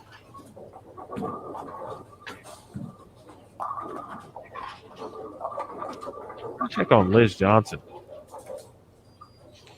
Seems to be struggling just a little bit, or at least was the first couple of games. But she hasn't won a match yet. She is 0-3. A block so far of 572. I'm speaking of Liz Johnson. Other struggles. Boy, Daria has continued to struggle here. 500 for the first 3 games, CDB. She's got 2 wins somehow, though. Liz struggling. Oh, give it time. Give it time. There's a lot of games left. I don't even put those 2 words in the same sentence. Holsan doesn't either. One of our favorite Bowl TV chatters who loves Liz Johnson. Who doesn't love Liz Johnson? I don't know. I don't know one person who doesn't love Liz Johnson. Let's see other players. Jordan Richard, 498 for the first 3 games. 149, 165, 184, and she bowled pretty well this morning. She didn't strike as much, certainly. And there was a point where she was, on the hunt for a few strikes, but overall, ended up this morning on a good note. And now having severe struggles. On the flip side, Valerie Bercier did not bowl well this morning, but yes, she has come out 182, 248, 232, and now has an opportunity to get to 279. So talk about making some changes in between blocks. Well, this is a different ball of wax, You break down tournaments into segments. You have practice session, and you set your game plan. You've kind of analyzed everything you've seen and what you process it and make your picks. And then you have round 1 and you have round 2, and everything is a different tournament. You can't say, oh, I'm going to do this on, get ahead of yourself and, oh, I had a good first round, I'm going to make the show. And that's exactly how match play is. This is the first round. There's 2 more rounds. There's a lot of games left. But you try, as you've mentioned, you try to get as many pins as you can. That's the whole goal, right? And win matches. Whether you win with 170 or whether you win with 260. As long as you win, those bonus pins are really what helps you get over that hump of, again, you win with 170, you're still even. You really didn't lose anything. So but again, you can't say, oh, I had a great night, I'm going to make the show, because there's two more rounds that you have to set yourself up for. See some additional players, or excuse me, fans and viewers have joined us. Eric Nix, my guy. Joe, checking things out.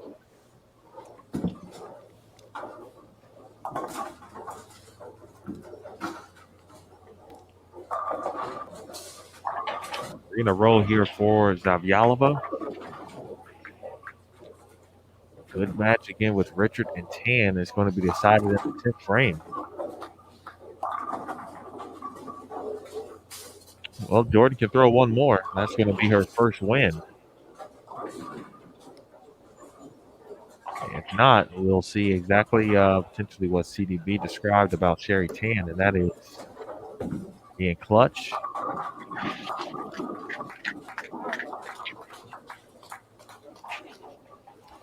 Other notable scores, I mentioned Valerie Bercier. She did open in the 9th frame. So best you can do is get to 247. But she is going to get a victory over Daphne Tan. A close match between Verity Crawley and Deanna Flemmer. About 33 and 34. Verity looks like we'll need a double to get 30 bonus pins in that one. Dasha Kovalova shot 246. And that is going to be enough to defeat Lindsay Boomershine, who just one opened in the 5th. It was a split, but her max score was 241, so that's not going to be enough to get the win. Let's see, Taylor Voltice and Maria Bolanova. Big split there for Maria right now. She's got a 4-6 to deal with in the 10th frame. And it looks like Taylor is going to get 30 bonus pins in that one as well.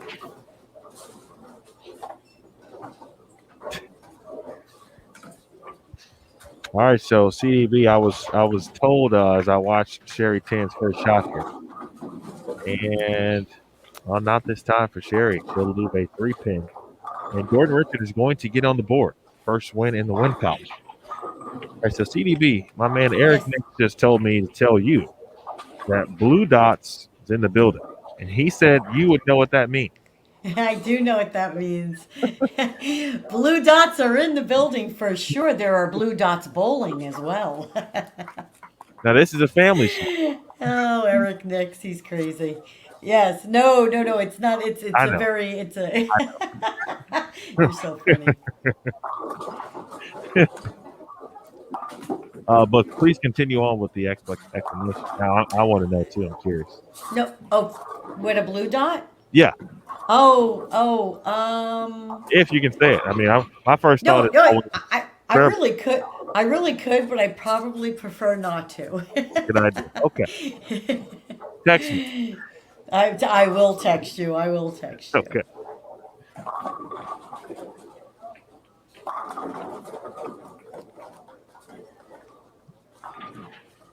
So Jay Rich is on the board with a win and just pins away for Diana. And she will defeat Jenna Pukowski, Mr. Singleton there in the 8th frame.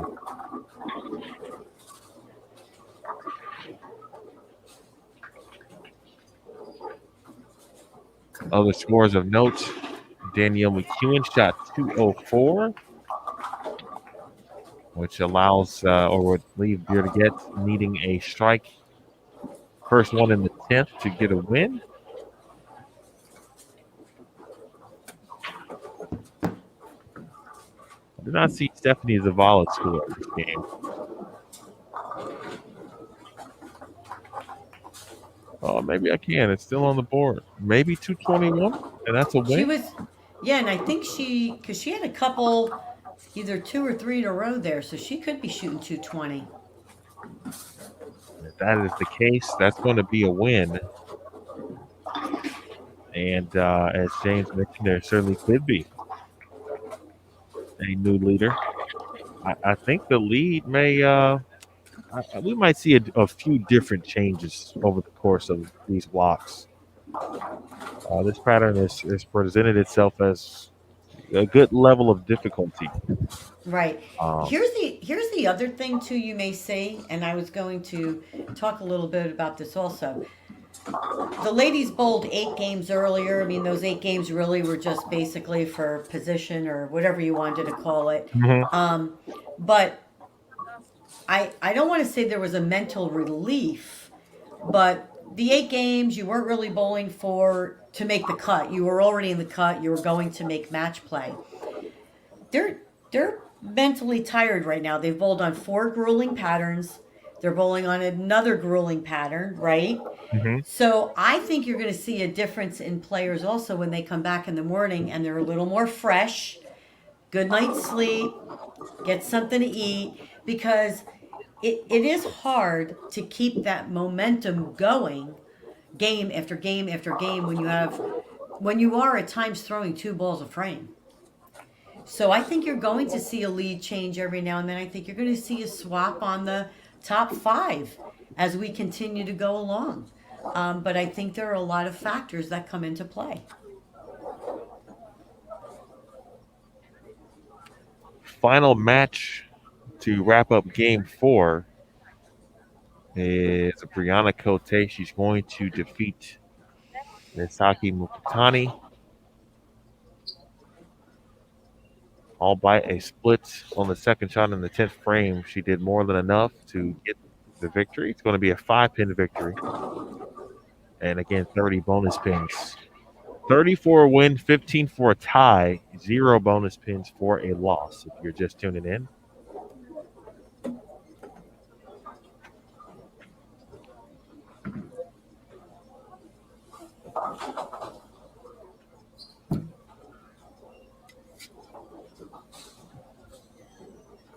All right, so coming up next here, 17, 18, 19, and 20 in Game 5. We'll see Maria Balanova and Masaki Mukutani on 17 and 18, and Danielle McEwen, your defending champion. And we'll get a chance to see Valerie Burse here and get a chance to see what is working well for her here in this evening's match play round. She should still be and will be, yes, undefeated. Let me double check.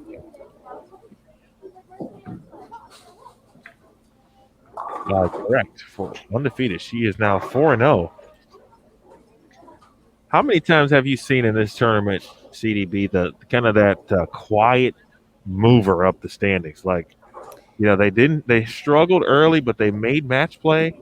And on the surface, their plus minus is certainly lower by 250, 300 pins from the leader, for example. But all of a sudden, after one block, you look up, they're 7-1, 8-0, and kind of put themselves in the mix a little bit.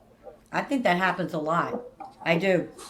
I know when I bowled in 2019, my first round, I went 7-1. And I think I had one game maybe over 200. I shot a lot of 190s, and I wound up moving up something like 10 spots.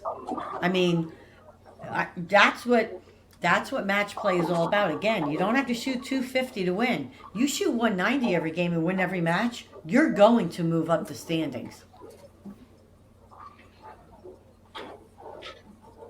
Interesting to see. I like that hidden storyline, if you will, and it's kind of inevitable. Or someone always will make a little run like that. Whether or not they finish the job, obviously, is always to be determined. Mm-hmm. All you can ask for is to give yourself the best chance. Mm-hmm.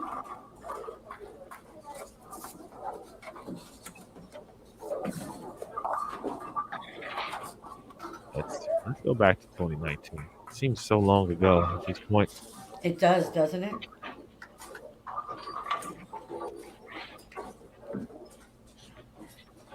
CDB, top 10 finish. Look at you. Every squirrel finds a nut. You mentioned it, 7-1 in round one.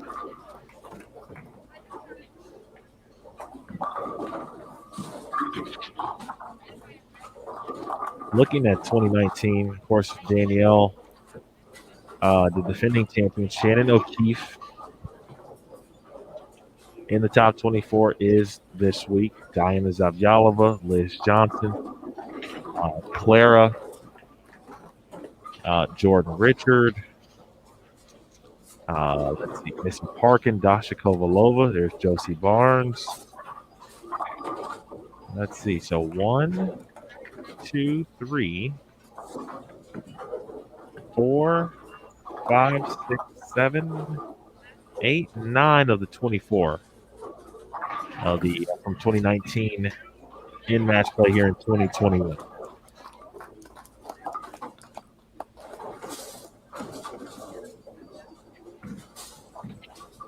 All right, again, McEwen, Bercier, and Milanova and Mukatani. A lot of people making that 2-4-10, 2-4-8-10.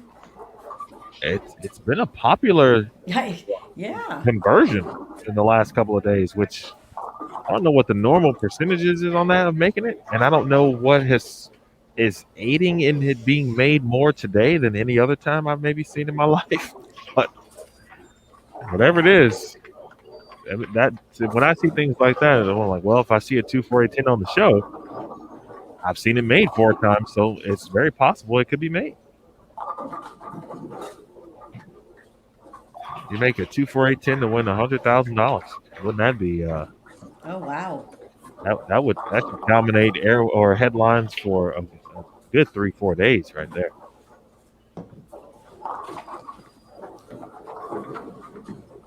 Someone asked us the other day, CDP, and I'll ask you, if you had to choose a spare to make and a spare that you would not like to make to win that type of prize, what spares would they be? Oh God, I can already tell you the bucket. I don't even have to think about it. Bucket. I hate that spare. I hate the 2-4-5 and I hate the bucket. Yep. What spare would you be the most confident? Oh God, I don't.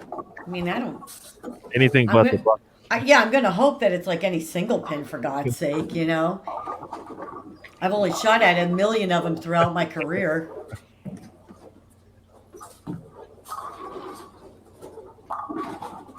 Whoa, a little late 9-pin to fall on an excellent shot there for Milanova.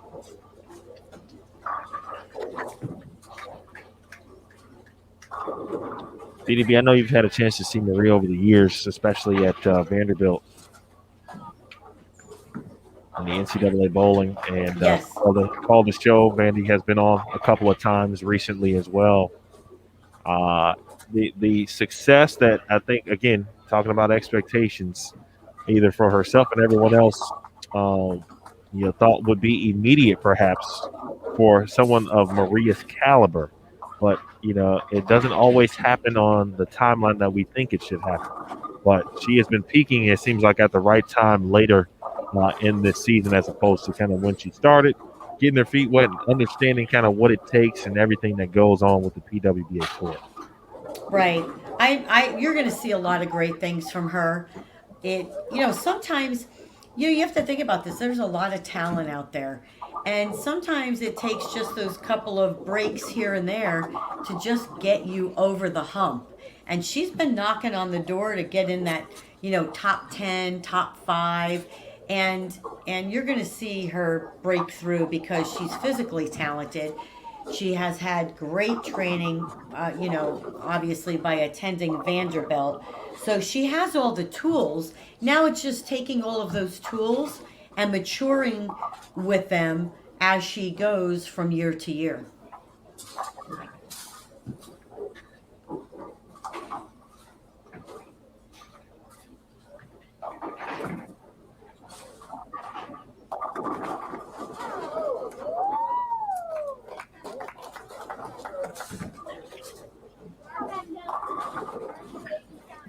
Kulhowski just off to the right. Other matches. Let's see. 1920, of course, D-Mac, Mercier, Bukatani, Milanova. Move to your right, 21 and 22, Lindsey Boomershine, Shannon Pluhowski.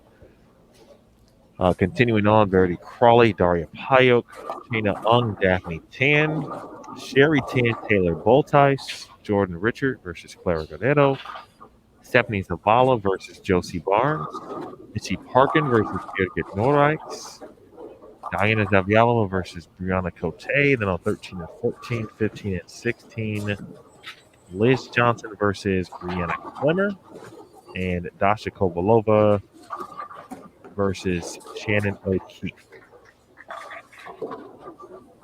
That should bring us to a new score update. And we do have Oh, yes. And it's getting close. You were close, James. We're getting closer to a potential lead change. Sherry Tan still leading plus 424, but that lead now is just 6 pins. Stephanie Zavala with another victory. She is 4-0 and now sits at plus 418. Diana Zavialova is third at plus 323, 2-2 on the day. Missy Parkin fourth at plus 310. She is 2-2 on the day. Birgit Norrijks undefeated and now moving into fifth place. Dark horse, dark horse. Indeed, at plus 308. We should just have a sound effect like a siren. Dark horse, Shannon Pluhowski sixth at plus 301. Shayna Ung is seventh at plus 295. Shayna is 3-1. Pluhowski is 2-2. Danielle McEwen is from fifth to eighth. That's a 204 in a loss. She is 2-2. Clara Guerrero, we see our first tie. She tied at 204 in game fourth. So she is 2-1-1 at plus 283 in ninth. Josie Barnes 10th at plus 222. She is 3-1.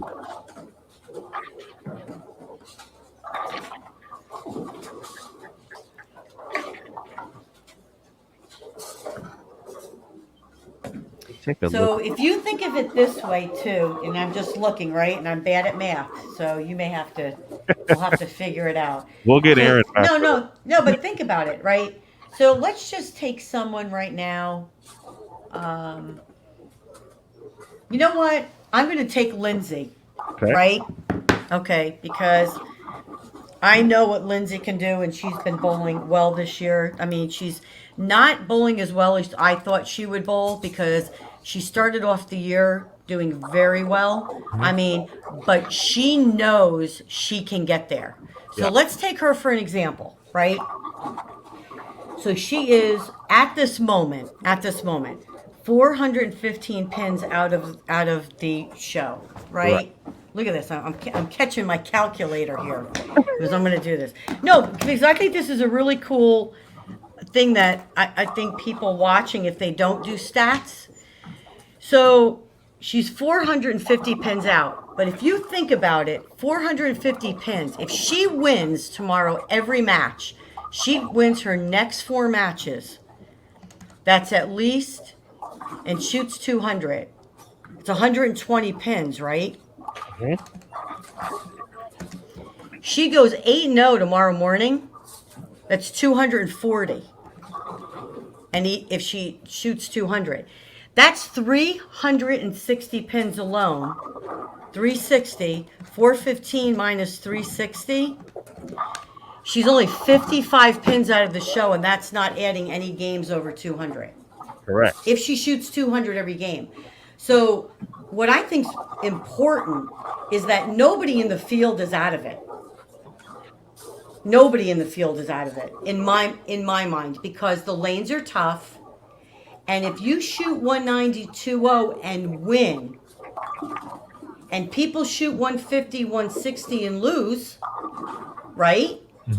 You can go around them if they're ahead of you. Yep. I mean, there's so many different scenarios, especially when the lanes are tough, that I don't count anyone out. We're already seeing a small microcosm of that with Valerie Bercier. who began the day at minus 67 after shooting a block of 1432 for 8 games this morning. I mentioned her match play record now is 4-0, Right, and exactly. her last 3 games now 248, 232, 236, and she has moved from 22nd to 15th, and Correct. now just 157 pins back.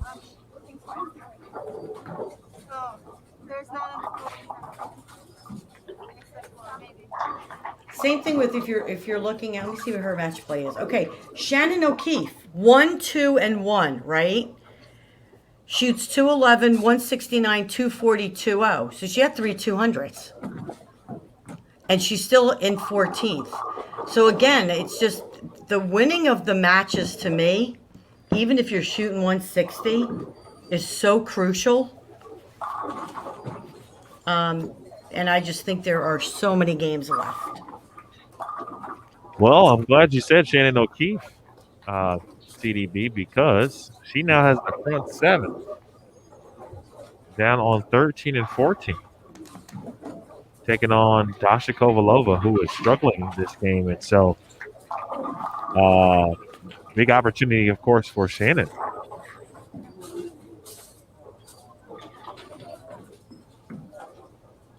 We will keep you posted and updated and take you there if we get to that point. For those of you wondering, still looking for that first you-know-what game. Starts with a P, starts with a 3.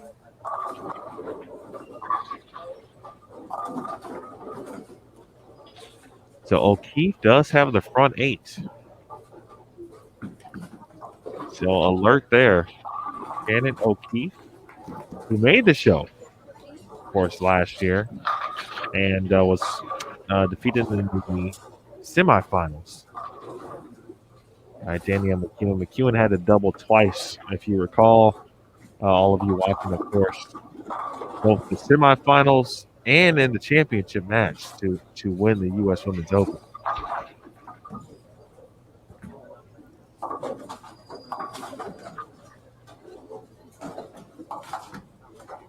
Plenty of experience. Diana Zavjalova just outside that stepladder final show last year by 69 pins. DZ is always there, generally speaking, when it matters. I'm not sure, she gets enough credit for that part. And yeah, we talked about the minor struggles she's had, but if you look at other events and going back across her career at this point, especially in majors, she's going to be in the mix. I think she is performing much better in the majors, longer formats, and I think that helps her right now gain her feel as to what she needs to do to be successful for the week. And there are people that bowl like that. Now, I'm not saying she bowls like that all the time, but the ones that usually excel in the longer formats, in the shorter formats, you'll see it takes them a little while to get the feel, get what they need to do, get, you know what I mean, get comfortable. Get into a And rhythm. and I do. I think she excels in the longer formats. She excels at the Queens. She excels at the U.S. Open. So again, I think sometimes there are people that start really quick from the front and just are quarter horses. And I think there are thoroughbreds. And I think she's a thoroughbred. And I don't think that's a bad thing. I actually think that's a good thing. I was a thoroughbred. In my opinion, I was a thoroughbred. It took me a while.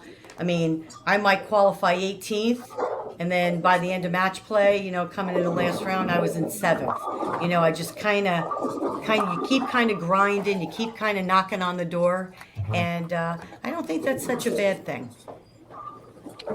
Good time, and again, Aaron Smith, what you have expected, the lane change for us here. Front 9, and another chance here at the first one. But most importantly here, if the job is done, We're talking about 130 pins total added to Yeah. your scorecard. So here is Shannon O'Keefe, the two-time reigning PWBA Player of the Year. 5 titles in 2019, which have went already this season.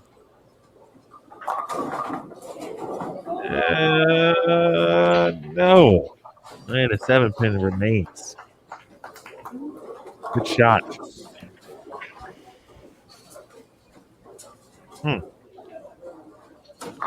Way to go, Aaron.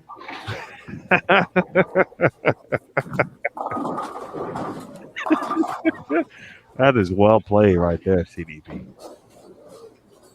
So you know what to do. Been trained well.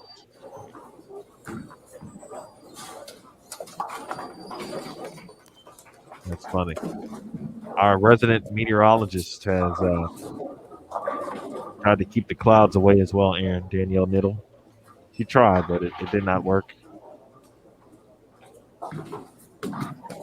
So just like that, let's see. Shannon was, as you mentioned, 14th CDB.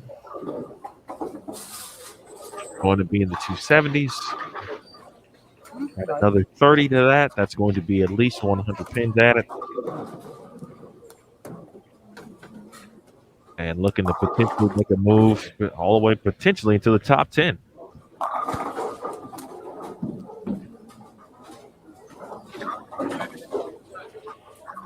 Other scores of note. Stephanie Zavala, about a couple of shots away from. No, she's going to get a win. Zavala is going to remain undefeated through 5 games and can add more to her total. She can max it to 47, and she's taking on Josie Barnes. Pretty good match going between Jordan Richard and Clara Guerrero on 29 and 30.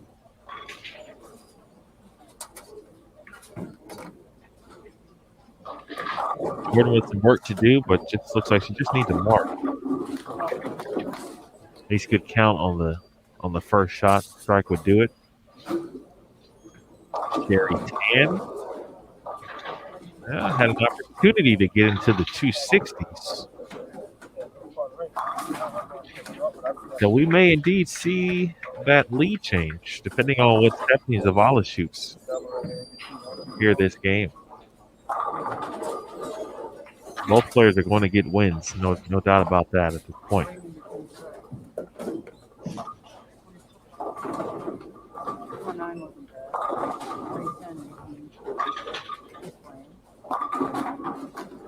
Yeah, actually, CDB, when you do struggle in a match play game, and I know it's like anything else to where you just got to move on. Does it do anything more or less, or just a small blip on the radar? Now, obviously, it could have been a bad pair. Those things certainly do happen. But how do you treat it? Well, I mean, it's like this. You see everybody changing balls and their fill shot to see if they can find something different. When they're tough, you just take it game by game. You can't really lump it all together. This is, again, Dasha finished out the 10th frame pretty well. I saw her changing balls. Even Shannon O'Keefe changed balls on her fill shot. So, especially on those bad games, I would make sure to do that because honestly, sometimes it is as simple as, hey, maybe what I don't think will work might work. It may take a little thinking outside the box to just get you to think just a little differently or see something a little differently. And that's where those fill shots come into play. Or again, if you're going in the 7th frame and you're out of the match by 60, I mean, you may want to make a ball change there and see how you finish out the game. But I think you need to be open-minded that, hey, this is one game, but if I can find something in the next 2 frames or on this fill shot, my next 3 games could be quite different.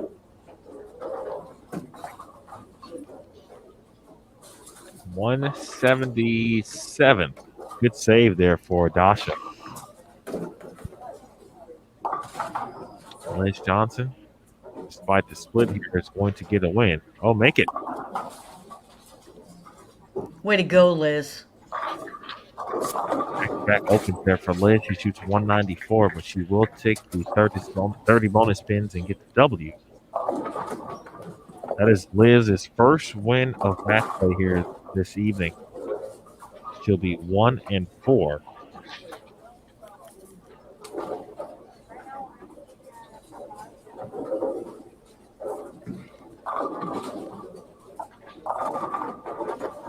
Looks like all of our competition complete on these pairs. Still a little bit of action here over on 17 and 18, 19 and 20. That is where we will go next.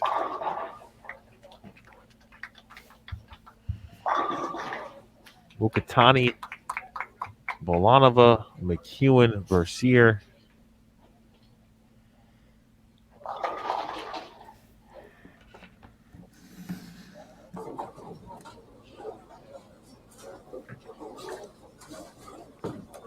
D-Mac had a chance to put the nail into a win. She does. She's going to hand Valerie her first loss.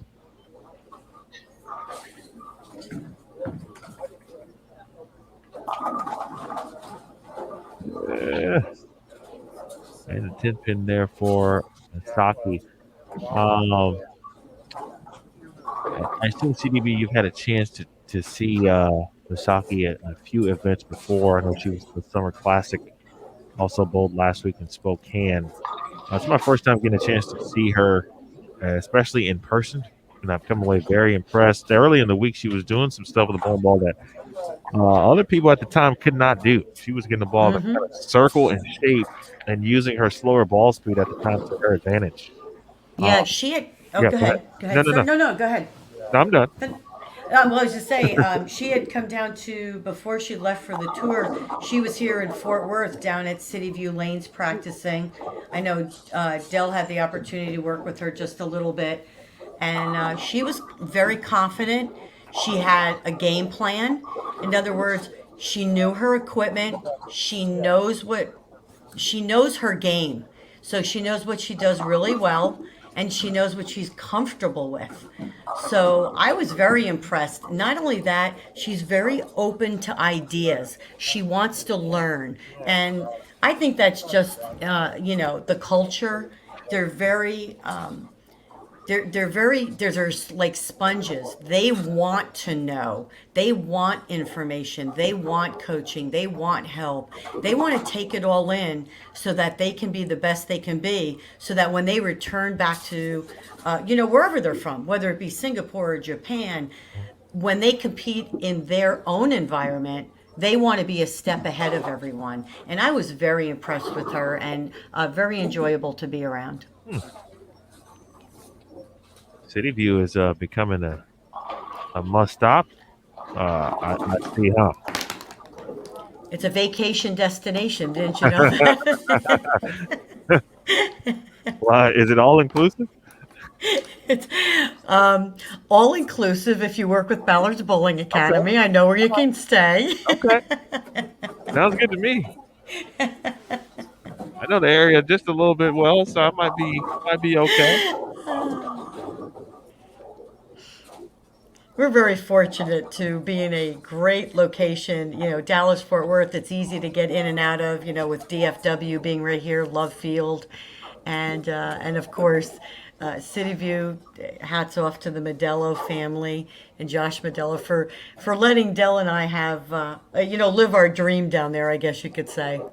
Yeah, I was going to ask. I mean, how did that part come about? Kind of turning things into a training center. And provide the additional training tools along with, of course, your long-standing pro shop skills as well. Well, I think, as you know me, I basically just walked up to him and said, "Hey, look, this is what we'd like to do." No, I'm kidding. I'm kidding, but I'm really not kidding. Yeah, you said that. I think when we remodeled the pro shop and he was doing a lot of changes, Josh and his family were making many changes down at City View, and the shop was going to be larger and more of a showcase. I said, there are things that we've always wanted to do that would enhance the shop, as well as the shop enhancing what we want to do. So I think it went hand in hand. And Dell and I have always wanted to have a little training area where we could kind of do everything we want to do. Have the shop, have EJ come down and do his thing that pertains to, fit and the grip and working out equipment and drilling equipment. And then we have all the tricks of the trade, Specto and the torch and all the other tools. So, when we went to Josh, we said, hey, we think this could be a win-win because the people we train are going to come in here and want to practice. So it becomes a great working relationship. And, I've said that from the beginning. I did an IPSI article not too long ago. I encourage every pro shop operator to sit down with their proprietor and their general manager and grow that relationship, because there's a lot that you can do for each other that will make bowling better. And if bowling is better, everybody wins. Indeed. And we're very fortunate in that respect. And of course, yes, it comes down to Carolyn sits there and says, hey, you know what I would like to do? And then I, as you know, me. I love it. No, but you guys are obviously doing great work. We always tell you congrats, but when I keep seeing, various players stop in and get some skill work in and get a little training, I know it's really starting to kind of spread and grow in that regard, and I'm very happy to see it. Yeah, thank you. We have made it to Game 6 here on 17, 18, 19, and 20. This should be a good one here. O'Keefe and Bercier. Good chance to see if Shannon can continue on with the momentum here. But we know that pair-to-pair can certainly be different. Saki Mukatani will take on young star and Brianna Clemmer. The Rookie of the Year race continue to be, or ongoing, I should say, here at the U.S. Women's Open, with both Stephanie Zavala and Brianna Clemmer both making the top 24. Player of the Year is important as well. Go ahead.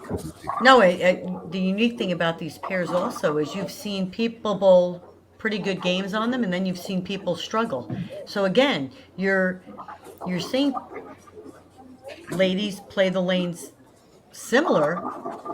One scores, one doesn't, and it just comes down to just shot making.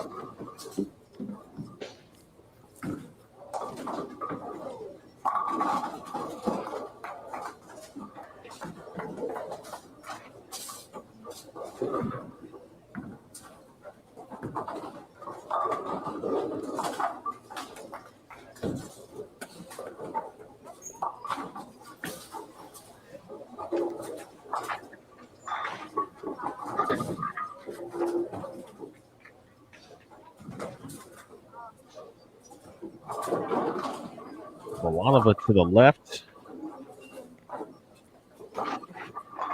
See, 13 and 14 again. Danielle McEwen and Dasha Kovalova, 15 and 16. Maria Milanova versus Liz Johnson, 21 and 22. Verity Crawley and Sherry Tan, 23 and 24. Daphne Tan and Shannon Puhowski, 25 and 26. Daria Payok versus Taylor Boltice, 27 and 28. Lindsay Boomershine and Shayna Ung, 29 and 30. Stephanie Zavala and Brianna Cote, 31 and 32. Missy Parkin and Clara Guerrero, 33 and 34. Diana Zavyalova and Josie Barnes, then on 35 and 36. Jordan Richard versus Birgit Norwitz. Stephanie Alexander says, we are so lucky to be part of Ballard's Bowling Academy. Between the lessons and the pro shop, they are the best. Don't overdo it, Stephanie. No, I'm just playing. Yeah, I mean, really, I guess I owe her Starbucks next week.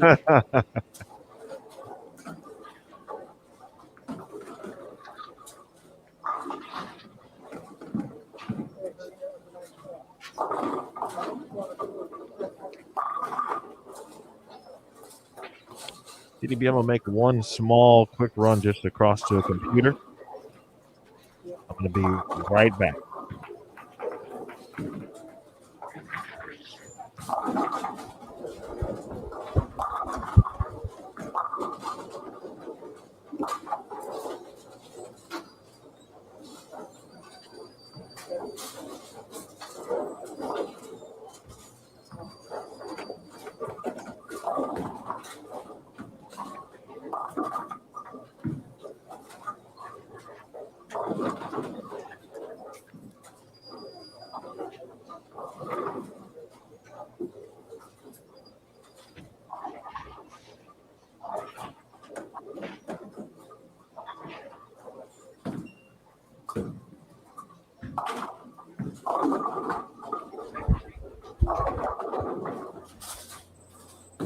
Okay, I'm back. That was quick. I told you something. Quick and simple. Right, let's check the scores.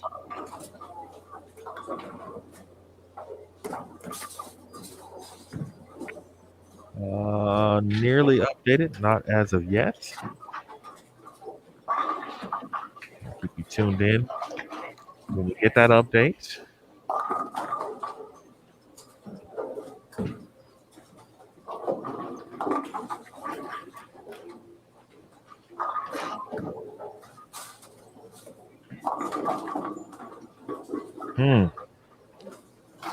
Well, we've seen a lot of that. You mentioned it's going to be the 248. I'm starting to see a lot of 2-8-10s. When you see that lead, what's the first thing that comes to mind? The 810? Yeah, 2-8-10, 2-4-8-10, that combination of split. I mean, the first thing that comes to ball's coming in a little light, but on this pattern, honestly, I wouldn't make a drastic move. It could be as easy as just slowing down the ball speed a little bit, just to get the ball to read a little sooner, and get up to the head pin just a little bit harder. But usually on the splits, and especially if you're on a strike, always get count. I know I see a lot of the youth bowlers, always try to go to make the split. But if they're on a triple or a double, I'm like, oh, get wood, because you lose pins doing that. So that's crucial. Good shot there for O'Keefe. You got a very good angle on where she is playing and how she's playing them. She, along with other players, Going very much right to left, playing what I call the Liz Johnson line. Liz likes to go right to left or straight in front of her. That was obviously, especially for today, one of the better angles to have. And you'll see a lot of the ladies do that differently. So Shannon, if she sees her ball starting to hook up a little bit too soon, she can increase her ball speed to just stay on top of that pattern and not have to move very much. Where you may see, like we just talked about, maybe a Valerie amps down her ball speed just a little bit to get her ball to hook up a little bit sooner. So again, you're going to see all of the ladies, what do they do best? And that's one of the things when you're making those slight adjustments on these type of patterns. I would look at myself and go, what do I do best? What do I feel most confident in that I can repeat? And that would probably be my first change to change the look on the lane.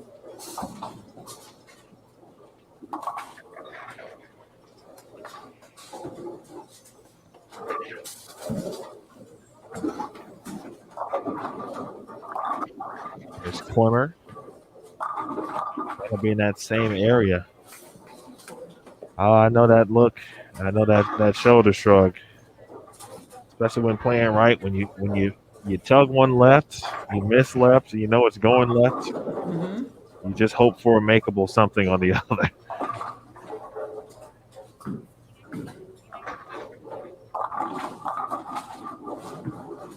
What a shot. This is a really good angle of these players playing the outside part of the lane. Mm-hmm. Very much so, yes. I was a little surprised, I think, just because of shots like that Valerie just didn't have a good block earlier today. I know speed control was pretty important on this particular pattern, but pretty moderate ball speed for, I would say, for Valerie. Obviously, dynamite physical game as well. So that one took me aback a little bit this morning, but she's made the moves necessary, obviously, here tonight.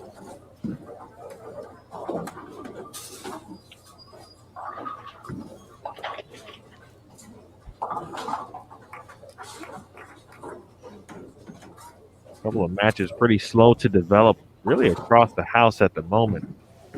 The one that seems to stand out right now is Shannon Puchowski versus Daphne Tan.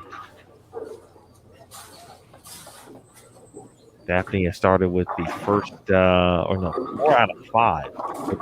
Second frame. Puchowski is clean with a double smashed in. I just have seen a couple of smash 8s and 9s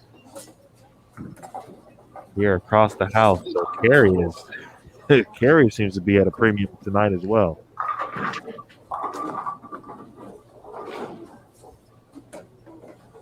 For those of you who just joined us and maybe joining us for the first time throughout the week,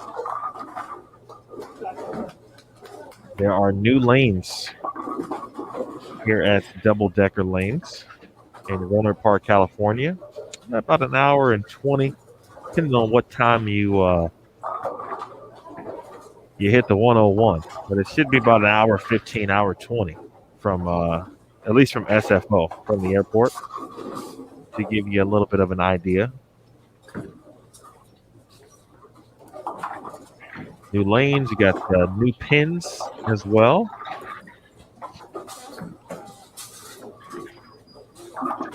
Tim Decker and his staff have done a wonderful job with the install. I think I saw early in the week someone mentioned that Lou Trunk, and Lou has been in this industry for a very long time, helping with the install also. Everyone who has said anything about these things has either said, hey, they look new, or they seem to be very good, which is always a good sign.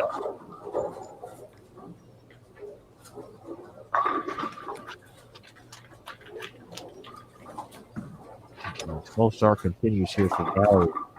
And we need 10 there for Brianna Clemmer. Just got to keep putting them in the pocket and see what happens. I've seen more frustrating looks, though, today, TDB. A lot of players, especially this morning, had some vicious wrap tins and some ringing tins. And definitely late in the game or on a string. I've seen more emotion after leaves like that today than maybe I've seen in a while. Oh, absolutely, yeah. And I hate to say this. I mean, I know it gets frustrating because with the lanes being as tough as they are and some of the pairs being lower scoring, you make some good shots and you're looking for that maybe to catch that double or triple and you don't. That's why I said sometimes it's definitely more mental than it is physical.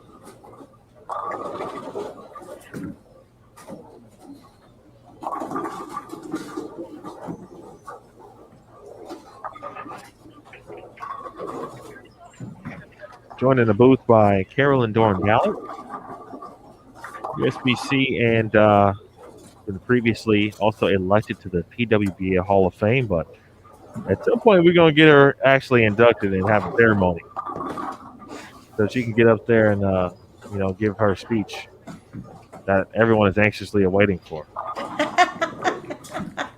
Are you really? Yes. Think about that just for a minute. I saw in the recent Pro Football Hall of Fame induction classes, that they decided to limit speaker times.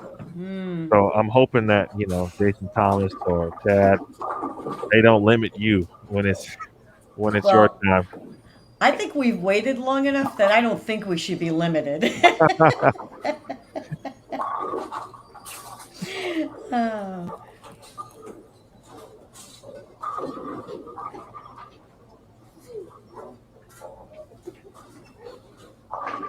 All right, we got our score updates.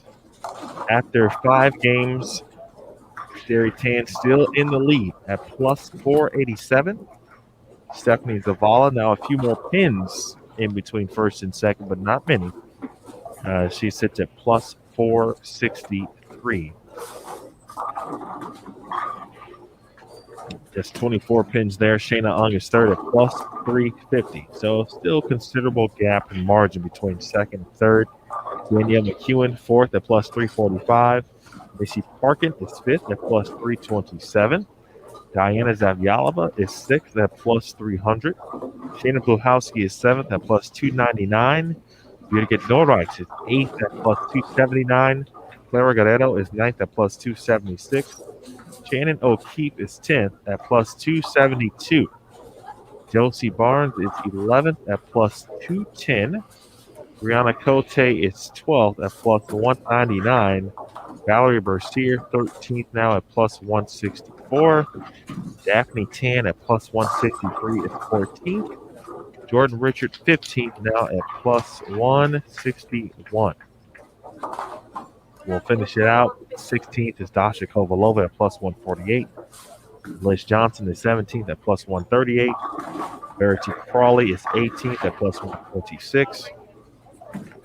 Daria Payok, 19th now at plus 76. And with Daria, I mentioned the early struggles. At one point, she was in second in this tournament. Now it's dipped to 19th. And 1-4 on the match play record. Maria Bolanova is 20th at plus 9. Probably a bit of an unlucky record for Misaki Mukatani. She's 0-5, 21st now at minus 21. Kayla Boltice is 22nd at minus 56. She's 3-2. Lindsay Boomershine is 23rd at minus 76. Brianna Clemmer is 24th at minus 92. Both of those players with 1-4 match play records. Zavala, by the way, is still undefeated, and right now she is the only player undefeated to this point in match play. We've got a couple of 4-1 records. Shayna Ung, Birgit Dorreich, Brianna Cote, and Valerie Bercier are all 4-1.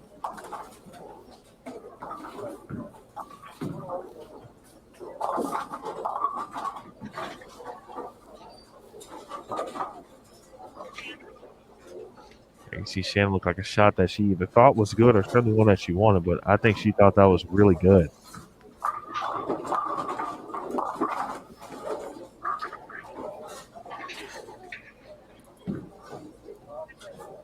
Former teacher versus former pupil. There are not versus, but standing side by side. You see them in the frame. O'Keefe, the head coach at McKendree. Brianna, the recent McKendree graduate. Player of the Year, first team All-American, NCAA champion.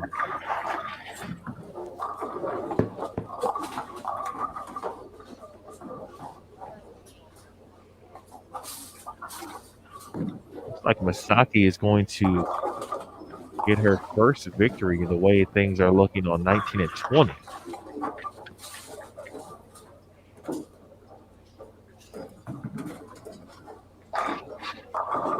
No one wants the old goose egg on the win column, but it's certainly always a possibility, especially on tough conditions.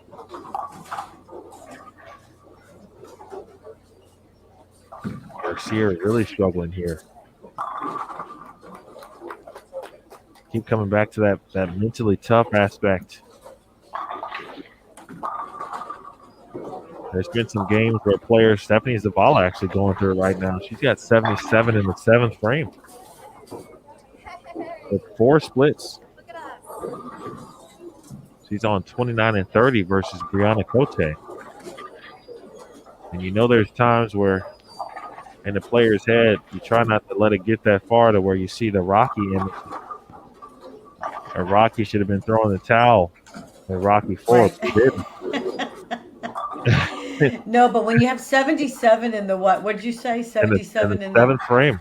I mean, when you have 77 in the seventh frame, I mean, really, what are you supposed to tell yourself? I mean, can it get any worse? Right. Really? Kind of find some. At that point, you want to know something? Throw it at the head pin. See what happens. Throw it down the middle at the head pin. Make a couple spares. Shoot your one, whatever you can shoot. Yeah. And she just now is leaving what I'm assuming based on her what's on the scoreboard is a makeable spare. At a 5-3 Okay. in the 7th, that just sounds like a washout. Right. The first 3 frames, 8-1, 7-2, 4-3 split. Strike in the 4th, 6-2 in the 5th also was a split. Made a 10-pin, I think, because that's the first time she left a makeable spare. But she did smile, which is good. And I saw her smile because her mask was briefly removed so she could breathe. If she put it back. Right. Three great shots there by Valerie. After struggling, she had 69 in the 6th there. Comes back. Trying to salvage the game, depending on what Shannon does. I mean, she's in this match. Got a big shot there for Keith, and well, it's just what you'd expect. Much better shot there for Shannon.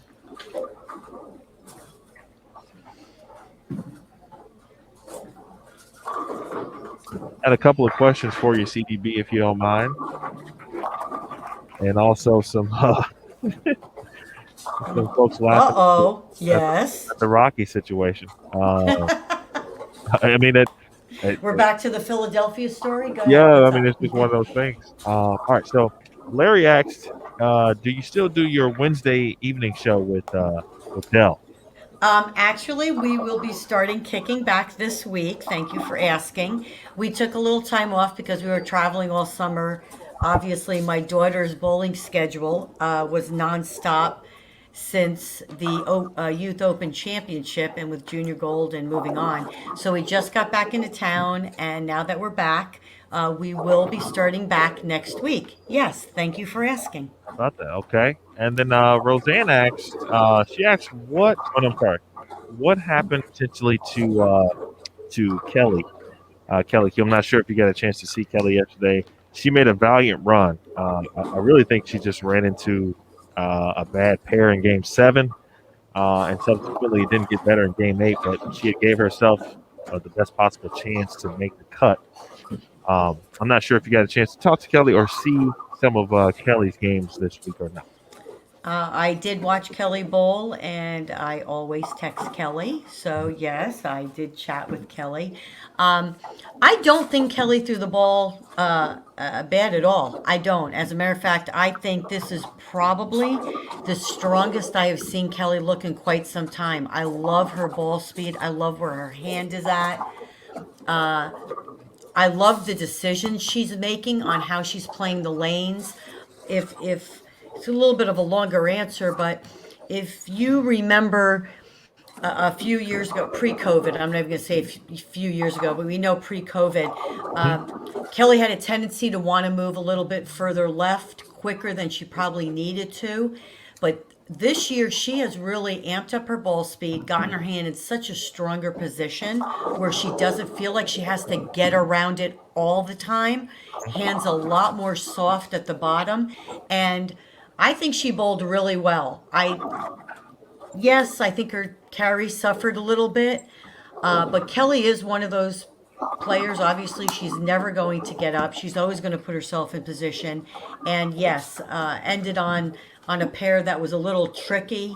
Knew she would make a run for it, but I think this year, moving forward for the Fall Classic, you will see Kelly, definitely in the top because she bowled well last week, obviously making the show. And I think it was just ending on a bad pair, but physically, I think she's definitely in a very good place.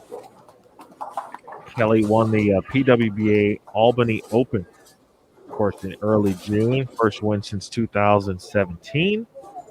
And you just talked about it. CDB has already made, or sorry, just made the show last week Yes. in Spokane as well. On the season, Kelly has had 4 championship round appearances. So this season, as you just alluded to, back to certainly the Kelly that we certainly understand and know very well. With 4 tied, let's see, 1, 2, 3, 4, 5 people with 4 championship round appearances, tied for second in that category behind Dasha Kovalova and Verity Crawley, each Right. with 6.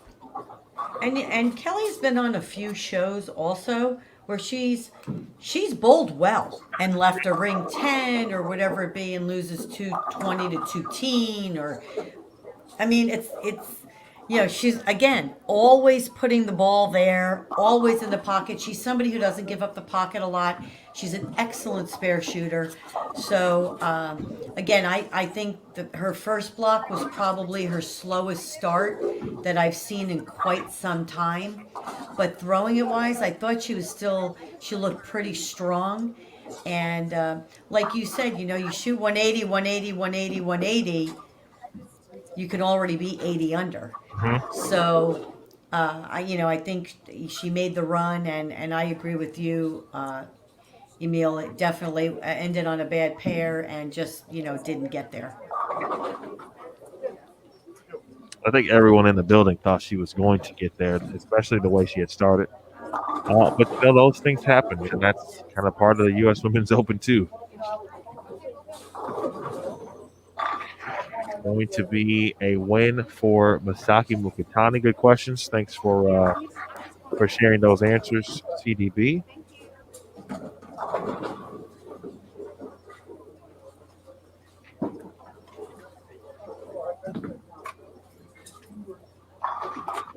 right, Mukitani can get to 201. Again, her first win here in match play as we get set for Game 7.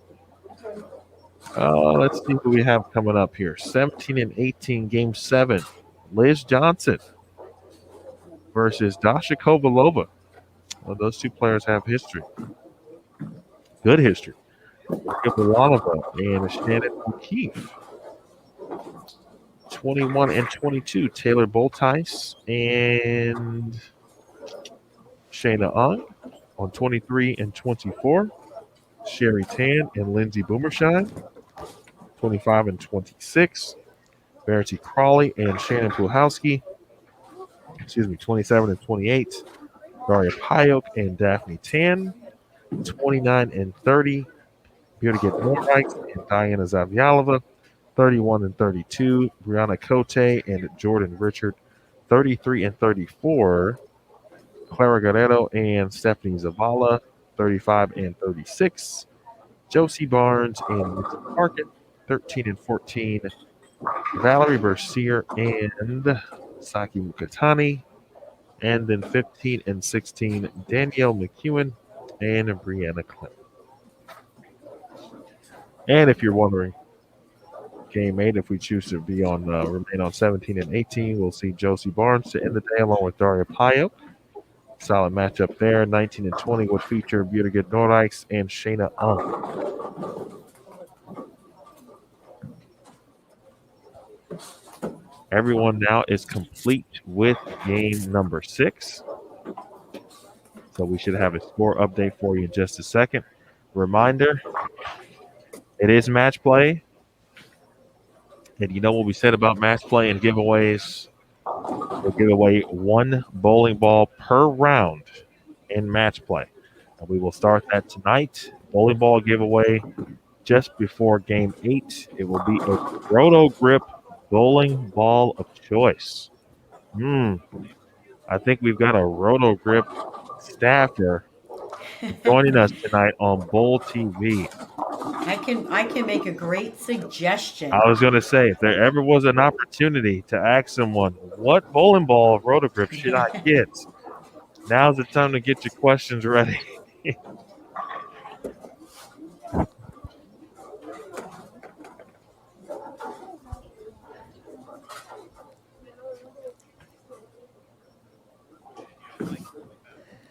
Aaron Smith will join us here in a little bit to make sure we're all set for our giveaway and finish out the round. It's for those that don't know, it's I guess it's a little strange just because we haven't had TV, but when when it's showtime, theoretically, so to speak, everyone's got some varying roles that we also perform. One of them is TV notes to get individuals like CDB, for example, prepared as best as prepared as we can. And so while we don't know who's going to be on the show, we start to prepare other advents of the notes, potential bios of players who could make it. I think we've learned a lot over the years, as Aaron can attest. The more you can do beforehand, the better off we'll become showtime. Oh, I say wing it. Come on. Yeah, why not? Why not? What the heck? What's the worst thing that could happen? We would talk bowling, right? That's true. If you think about it, if you really had no stats, you would still just be talking about bowling, right? It all comes down to the knowledge of the sport. Yes. There you go. Look at CDB. Well, Aaron, stop what you're doing. Yeah, stop what you're doing. Take a break. Put your feet up. That's fantastic. I'm going to be getting a text message any minute from Jason Thomas or something. Hey, you over there.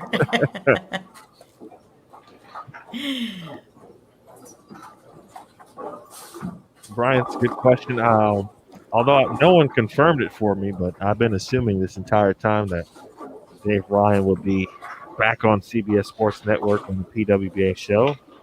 I know he's been waiting for that opportunity to come again, and it is here. And I believe at the moment, at least I believe it would be Kelly. Kelly would be on the show as well at the moment.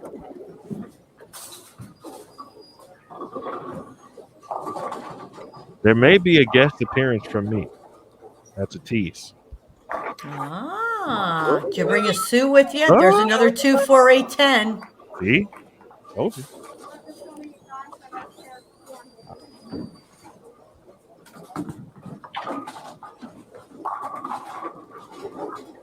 Did you bring the suit and tie with you? I did not bring the suit and tie, though. Most people that have been following us on Bowl TV, I always said I take it everywhere just in case, something happens. You got to be able to step into duty when opportunity knocks, so to speak. But I did tape something today that will be part of the show. Oh, okay. I like it.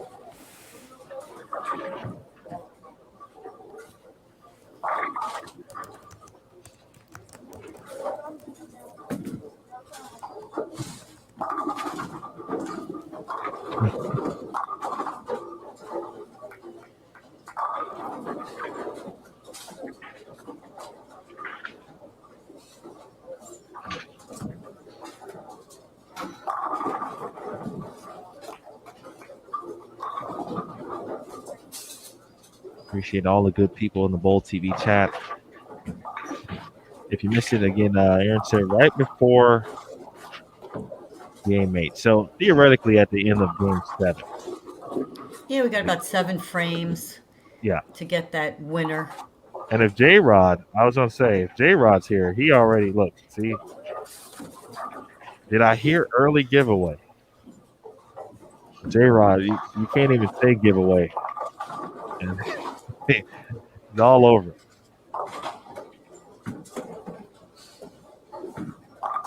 There's Shannon O'Keefe.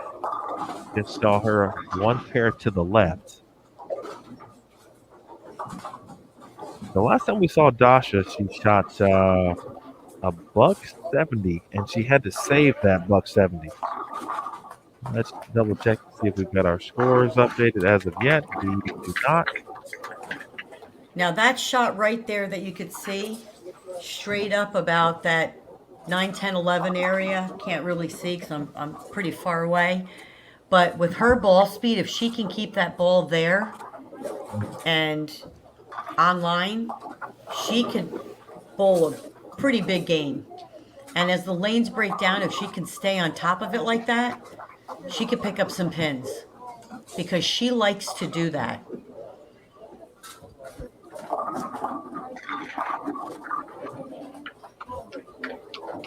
No love on the 7-pin. I think the only thing that could stop her this game would be carry.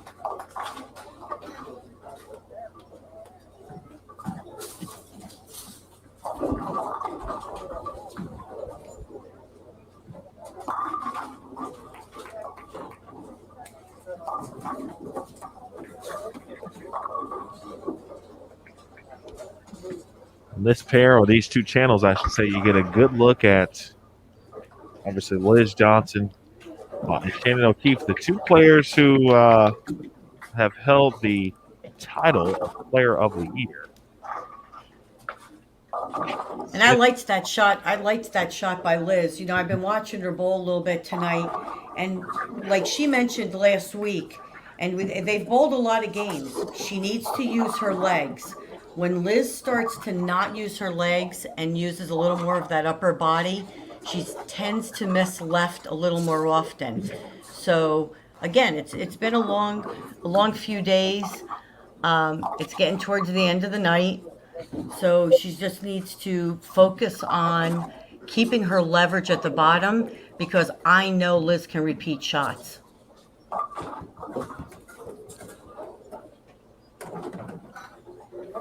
I think we all have seen Liz repeat at the best of them. Who would you say, CDB, are the best executors, best shot makers on the PWBA tour right now? Oh, I think there's a few of them. I don't want to. Oh, geez. It's just your opinion. I think Liz Johnson would be up there. I think Shannon O'Keefe, Liz, Danielle McEwen. I gotta look at my list, for God's sake. Let's get to my list.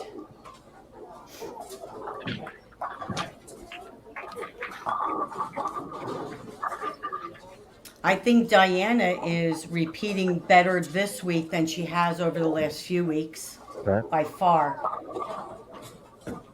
I think Birgit is a shot maker.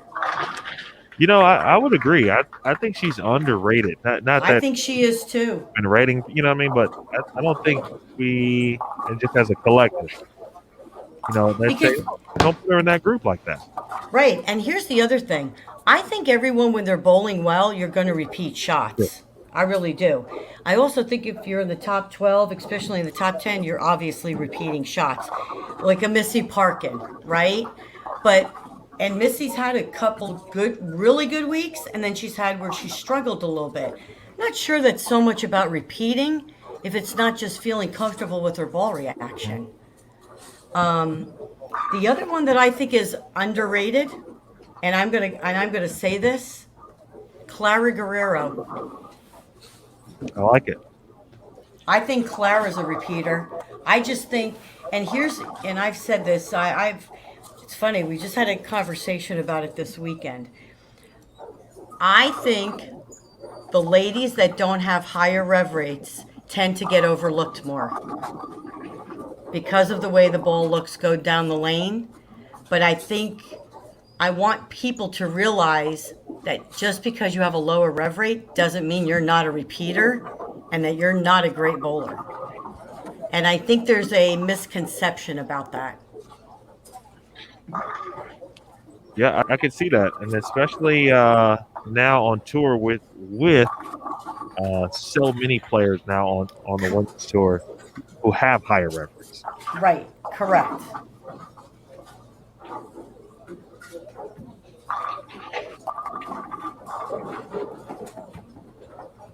All right, looks like our scores are updated.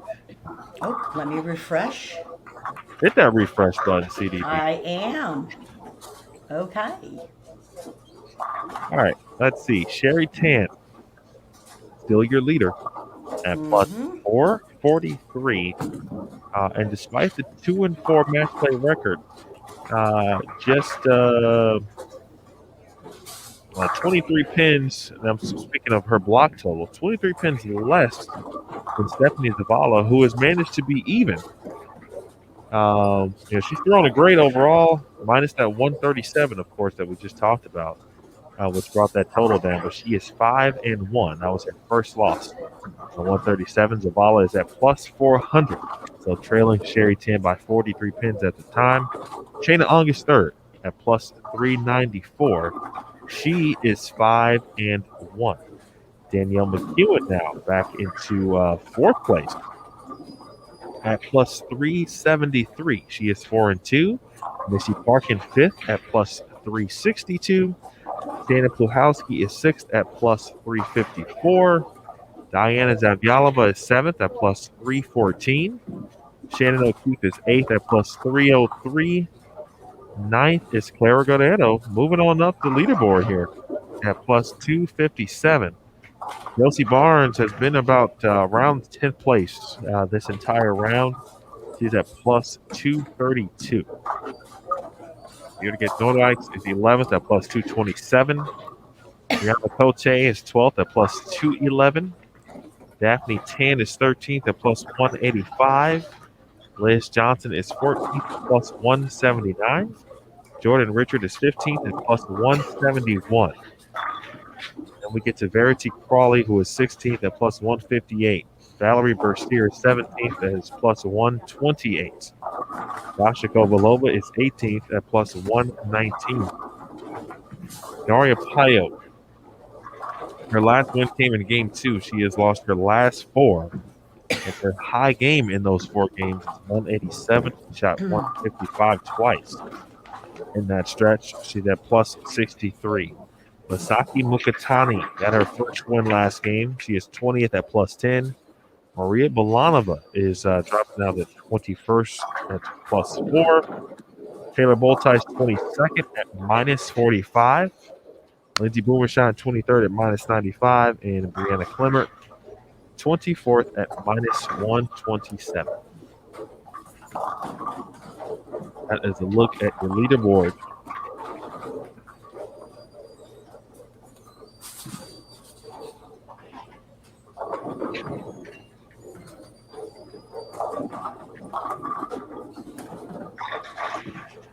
Sponsored by the Bowling Proprietors Association of America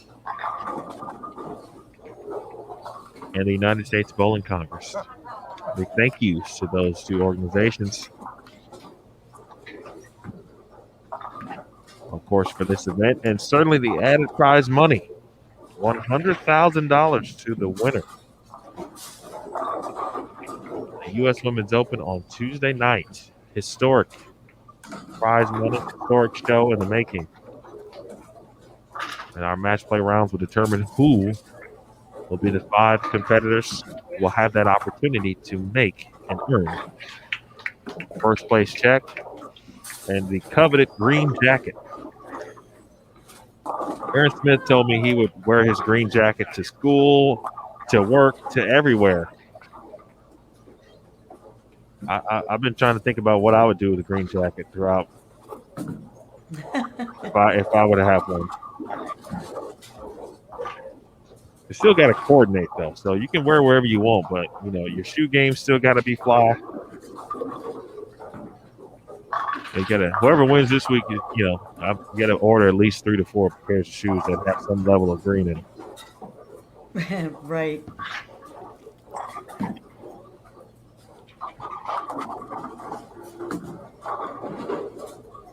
Liz Johnson wearing green right now, but we know she had plenty of green jackets in her closet.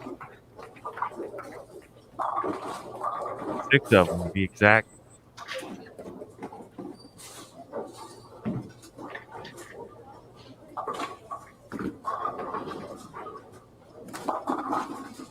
For Shannon, who is and obviously in the midst of a Hall of Fame type career, of course.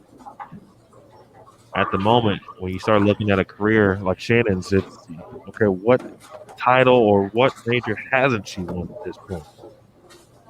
And I'm sure she is kind of keeping a small mental checklist of that kind of thing as well.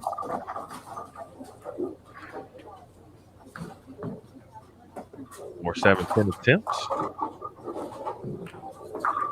Big opening that gives Maria Belanova a little life here in this Game 7 matchup.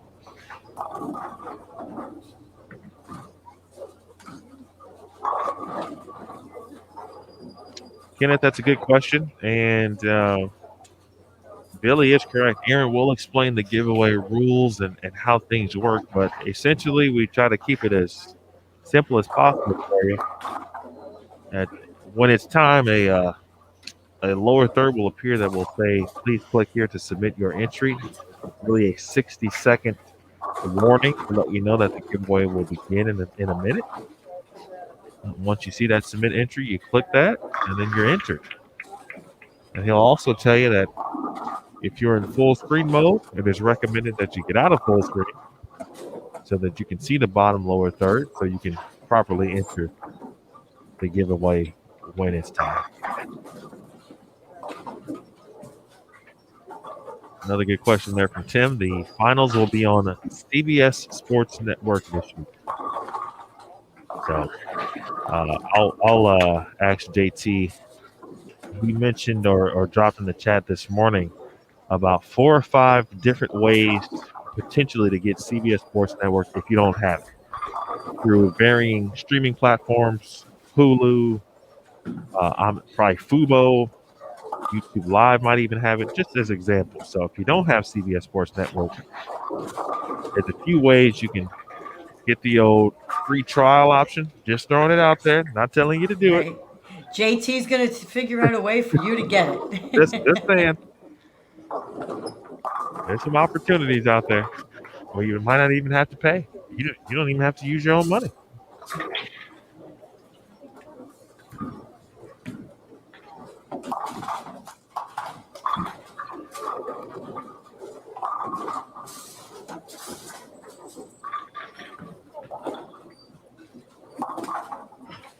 Every time I watch Dasha Kovalova, I expect every pin to fall. She tends to have that knack for the dramatic. Oh yeah, it's that little arm swing.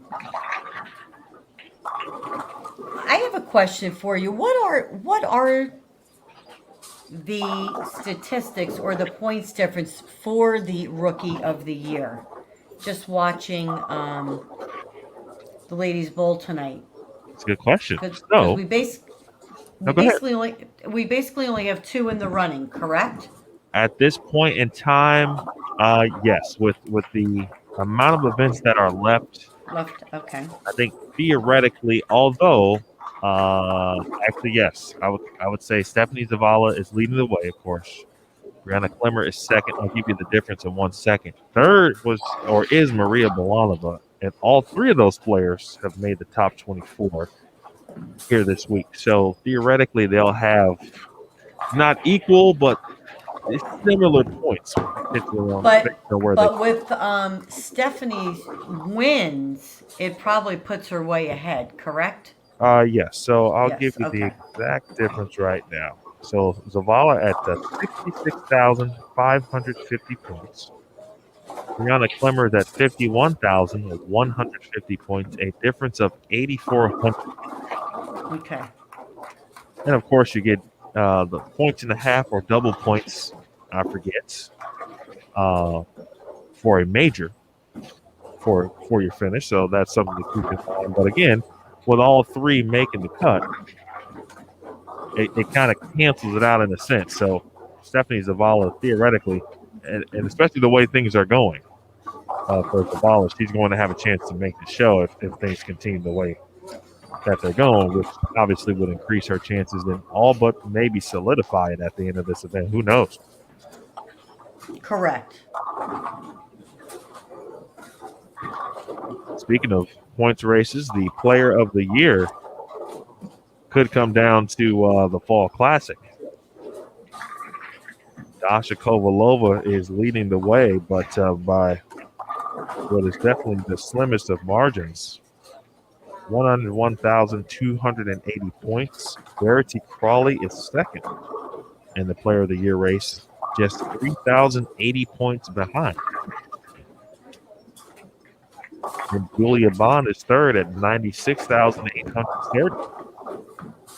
You know the player of the year race could actually get very close. Oh yeah. I mean that's well, I'm not saying that I'm not saying the rookie of the year can't, because somebody could win it here and win 2 in the fall. Who knows? But definitely that player of the year race. Yeah, it is. It is definitely to be determined in the Player of the Year. Again, Dasha first, Verity is second, Julia Bond is third, and Shannon O'Keefe is fourth, and Liz Johnson is fifth with 90,000.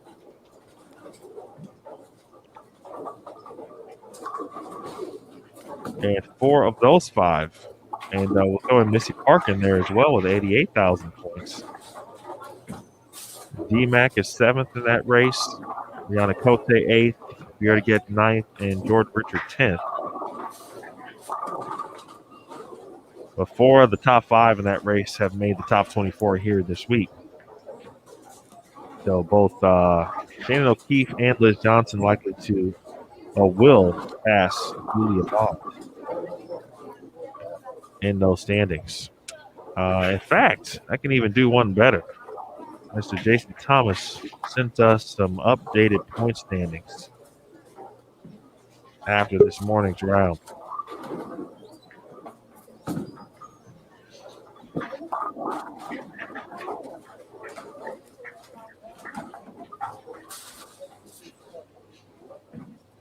And I'm going to go find those. What's going to happen is, once this match is complete, we're going to change some graphics. Aaron's going to hop back in. We're going to do a giveaway. I'm going to. Are we doing the giveaway now? In a few. Okay. In a few minutes, and then I will get those updated point standings through, I think, what is basically the first either 24 or 32 games this week. And then we'll give a more accurate number on what the Player of the Year race will be. Of course, we'll talk about it, or they will talk about it on the TV show, I'm sure. It's shaping up the way, we want it to shape up, in a sense where in the past, as you know, as we complete, O'Keefe defeats Milan over there. The Tour Championship had been the spot for the end of the season races and the drama to unfold, and looks like that will still take place, which is great. That Fall Classic is definitely going to be the one to watch, with the Tour Championship coming back in a different form, but at the Fall Classic in Reno in October 24th through the 31st.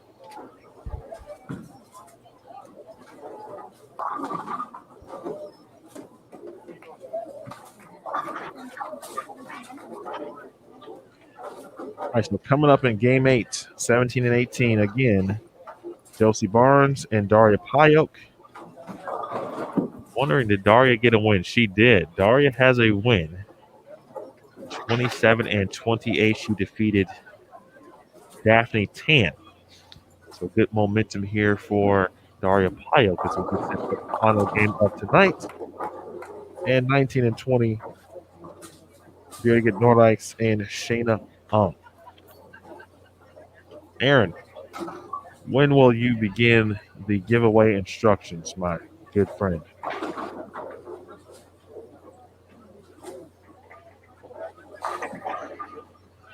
think Aaron went out for pizza. Well, you told him to stop working, so. And I did. I was like, I told him to kick his feet up. I didn't actually tell him to leave. It's a fair point, CDB. It's good to be back, though. TV notes are well in progress, and then I stopped doing them as instructed. But folks, let's get this going here as we get ready for Game 8. Big thank you to RotoGrip. Once again, they've been a great partner throughout the course of the PWBA Tour season, and we're doing it once again here. A RotoGrip bowling ball of choice is going to be up for grabs for one lucky Bowl TV viewer. So if this is your first time joining us here on Bowl TV, first and foremost, thank you. We appreciate it. Hope you've been having a great time so far today with Emil and CDB. And we obviously still have one more game to go here. But the way the giveaway works is Emil kind of ran down. You're going to see a prompt in the bottom left-hand corner of your screen. It's going to say a giveaway will begin soon. Watch here to participate. It's going to count down for 60 seconds. And then after that, you're going to see a new prompt in the same spot that says the giveaway has begun. It's going to count down for 45 seconds, and there should be a submit entry button on your screen. All you have to do is click that submit entry button, and you will be entered for a chance to win a RotoGrip bowling ball of your choice. CDB, what would you recommend to someone who could pick home? I would recommend the RST2, the new one. I used it the other day, and I absolutely love it. Well, there you go. You even get a personalized ball choice here from CDB. But folks, we're going to get that started here in just a second. We'll wait until we get some bowling going on here. We'll wait for that first, the first strike here in Game 8. Otherwise, CDB is going to add another RST to her collection.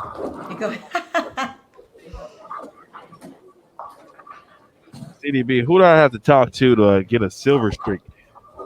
Oh, a silver streak? Yeah. Come on. A silver streak particle, specifically. Who do I got to talk to get one of those?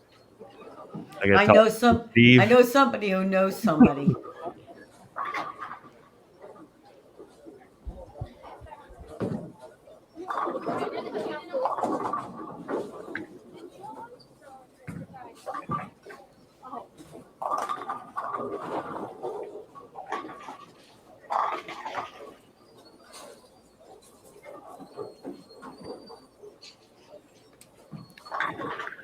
Well, since we're giving away a RotoGrip bowling ball, I'm really trying to think about my best RotoGrip bowling balls I've ever had.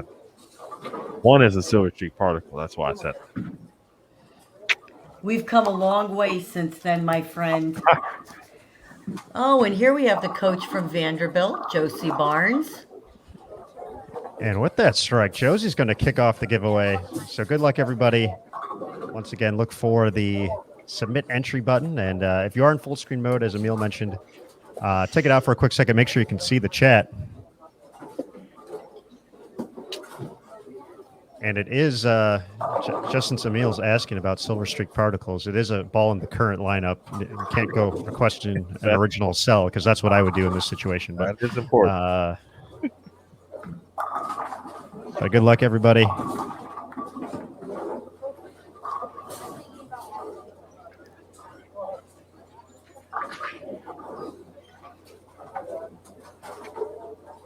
Is Tennille eligible for the giveaway?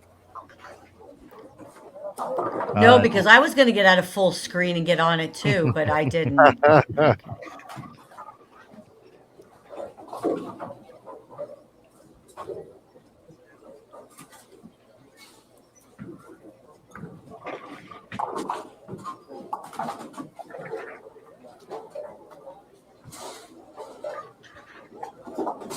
Watching Daria bowl, she has great ball speed.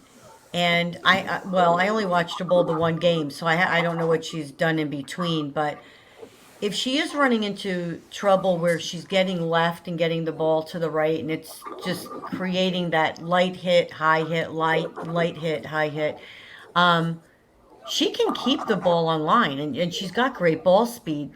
Kind of like I talked about, like Dasha, where you kind of just straight up that 9, 10, 11, just hit the 1, 3 and make the spares,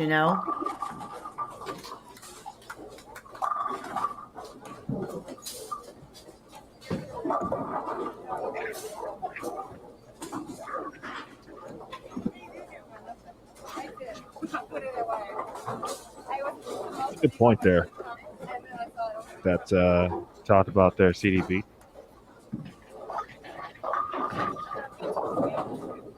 Like you talked about earlier too. You can watch Daria, and then you ask yourself, how come it just doesn't strike every time?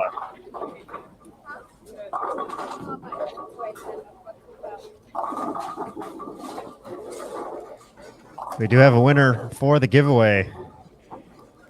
Dan, I'm not related to Nick Hoagland. So fantastic. Dan, that's for all of the individuals who thought you were related to Nick Hoagland and gave you some unnecessary flack for a lane condition you did not create, nor did your relative create. The universe has looked out for you. And blessed you. Amen. Dan, our marketing team will be reaching out to you in the next couple of days, so you got some time to think about which bowling ball you want to add to your arsenal from Rotogrip. Thanks to everybody for participating and being part of the Bowl TV community. We have 2 more bowling balls to give away in the next 2 rounds of match play coming up on Monday.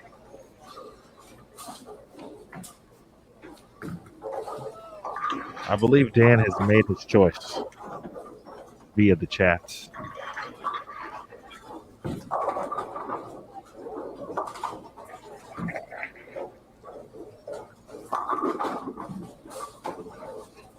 RXTX2.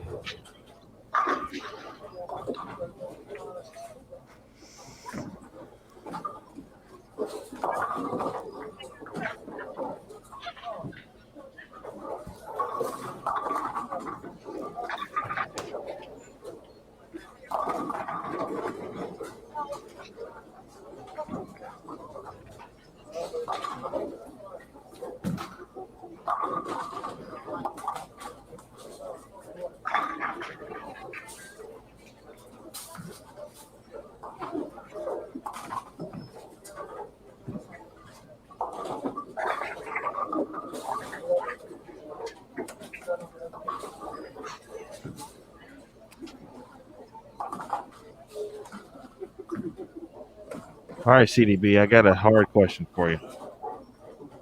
Oh, I don't answer hard questions. I only answer the easy ones. No, go ahead. It's one that I think, and you may have even talked about this in previous broadcasts, etc. But a couple of people have mentioned it actually. Daria's, I think we know about spare shooting, and Daria has mentioned, she's mentioned this out of her own mouth, that has been a weakness certainly. But she does have a tendency to make a lot of splits. Is there something to that? Being a good split converter, if that makes sense. I really don't know about that, but I am going to tell you this. I do think if you hook it, for some reason, you do have the option to make that 2, 4, 8, 10 a little bit easier. I know when we were on tour, Carol Giannotti made the 2, 4, 8, 10 like she had her eyes closed. I mean, every time she shot at it, she made it. It was amazing. So I don't know if it's just the way, yeah, you can get your ball to hook into the pins, but I don't think one goes hand in hand. I really don't. But she really does have a beautiful game. I think she's just starting now to come into her own. She's still very young. She has a great career ahead of her. And I think every year she's going to realize something and just add more tools to her game. And then she's going to find that one year finally where everything clicks together. And it's going to be the start of that trend. And I think that's how it happens.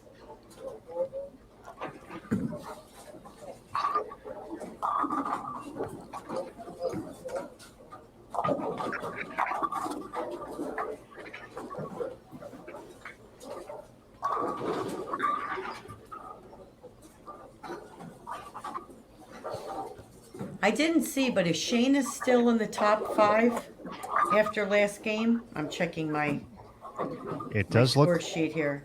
It does She look is, like it right? updated. Yep. Yeah, okay, she's still in third. Or Tied no, for wait. third. Yep. Yep, tied for third, sorry. Sherry Tan still at the top of the leaderboard, plus 498. Danielle McEwen moving up 5-2 so far today. Now in second, plus 401. Shayna Ung and Stephanie Zavala tied and for third at plus 389. Shannon O'Keefe moves into fifth place, plus 336. 3 pins ahead of Missy Parkin, plus 333. Shannon Pluhowski, plus 318. Diana Zavyalova, plus 284. Birgit Reichs, plus 271. And Josie Barnes rounds out the top 10, plus 228. And like I had mentioned earlier, so for example, Shannon O'Keefe shoots 203 and wins, picks up 33 pins, right? Again, don't have to shoot 250. You just got to win your match. And she's slowly been moving up the ladder. 270, 20, 20.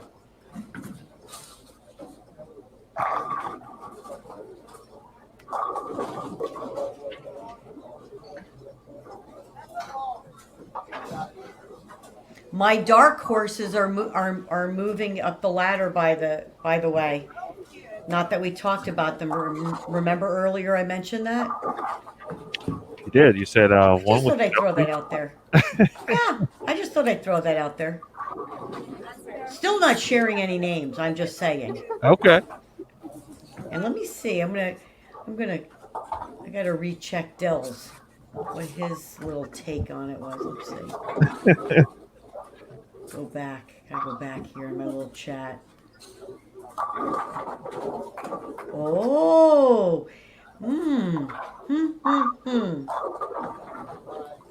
I think my guesses so far are a little better. I'll just leave it at that. But there's a lot of games left.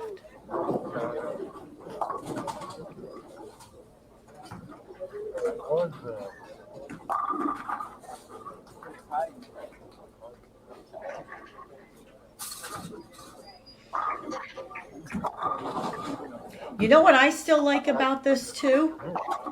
And again, you know, I'm always picking out these corny tidbits about the tournament, right? So you have Dasha in 19th, but she's still only 220 out of the show. Mm-hmm. That's not a lot of pins. Not with as many games, you know, that we have left. I mean, so you're talking, and I'm just picking a spot and a number, but there's still a lot of jockeying that could go, you know, that could go on. Mm-hmm. Because if someone comes in tomorrow morning and goes win, win, win, boom, you can move up 10 spots. It's interesting. I like watching it. Still 480 bonus pins up for grabs. Absolutely. Heading into competition tomorrow. And you know what? Think about that, Aaron. That's a lot of pins. That's a ton. 480. If you go undefeated, both rounds, that's a lot of bonus pins to move you up the ladder. It's huge. Wow, I'd like to see somebody do that. That'd be pretty miraculous, wouldn't it? 8-0, 8-0. Oh, wow. That would be something else. That would be phenomenal. I think that would be, wow, yeah. All right, ladies, I put it out there. Anybody want to hop on that bandwagon tomorrow? You just feel free. That'd be a good addition for the TV notes, right, CDB? No notes necessary. No notes necessary, because with that type of stat, you don't need that one written down. That's true. I got out of that one pretty good, didn't I? Although, Aaron, seriously, don't you think you could wing it? You could wing it once. Come on. I feel I could get away with some of it, but there'd be some of those finite things that I'd like to have just at my fingertips, just to be safe. Okay. As I continue to hear our counterpart, they're laughing at us. Oh, that's funny.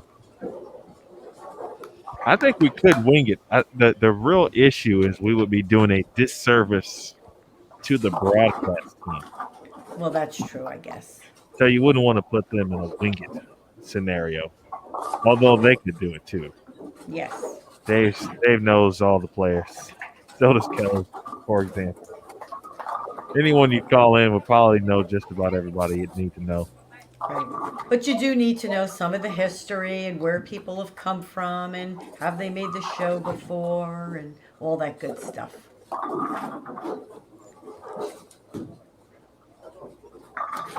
Clara Guerrero over to the left of us. Uh-oh. Making moves. Well, she's in 12th, 114 out.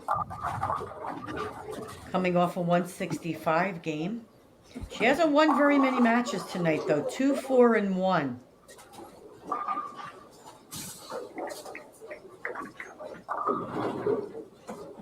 It's really Birgit making some noise here late. She's got strike 3 bagger to start her match against Shayna Ung, who's got 4 consecutive 9 spares, as you see.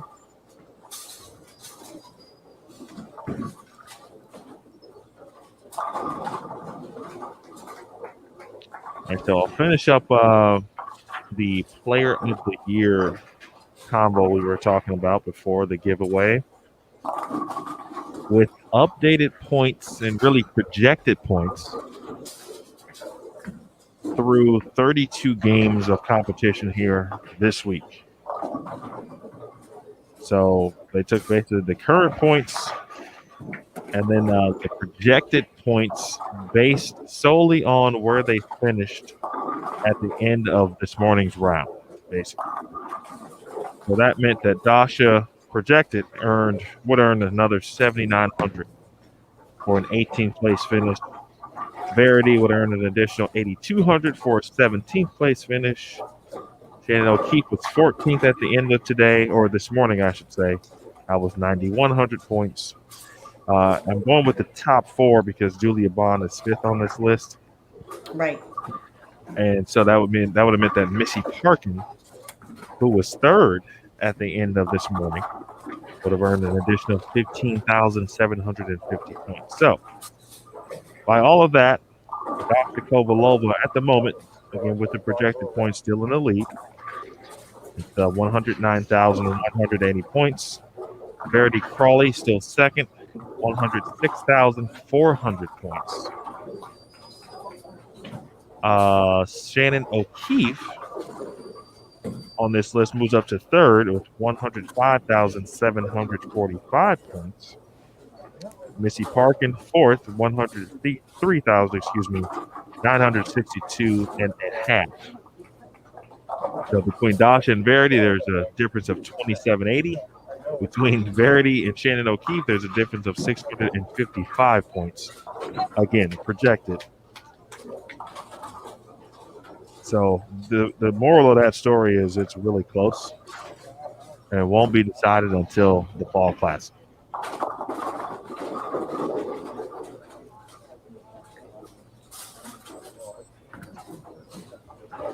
But a win by any of these players could put enough separation where it'd take a lot for them to be caught.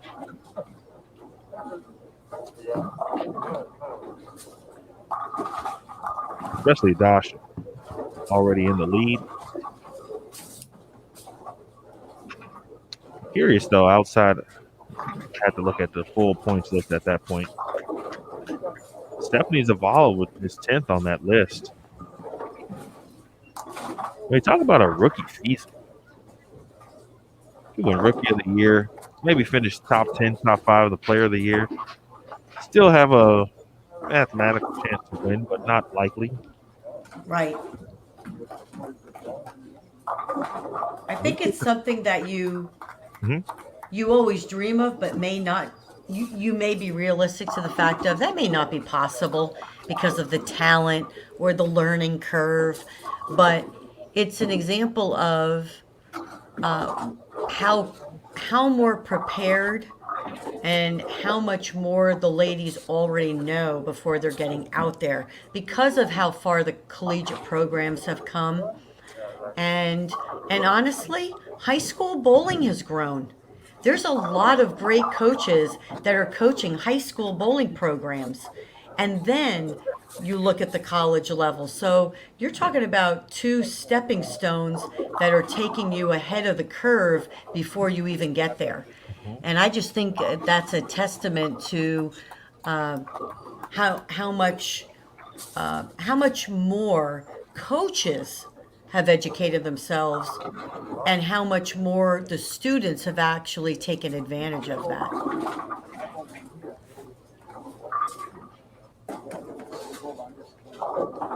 CDB, you have a hello from the great Leanne Holsenberg on the Well, whole hello, chat. hashtag LFW.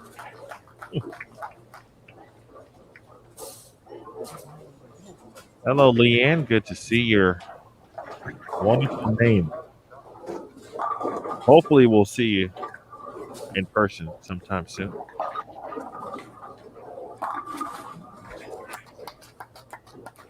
That is going to be the next Roto Grip ball, right, CDB? Because didn't they just come out with the wine hustle? We'll get the like fine wine hustle. The Like Fine Wine, I like that. Leanne's going to have to get into the office and bring that up at the next meeting. Wait, say that. There's a fine wine hustle? No, we're going to, we want to create one. Oh, well, so that's hot. I want one of those. It's got the, what could you, your selling point would be, what is that, over time? Something with time and age, you know what I mean? Sure. The classic with from time and age type thing.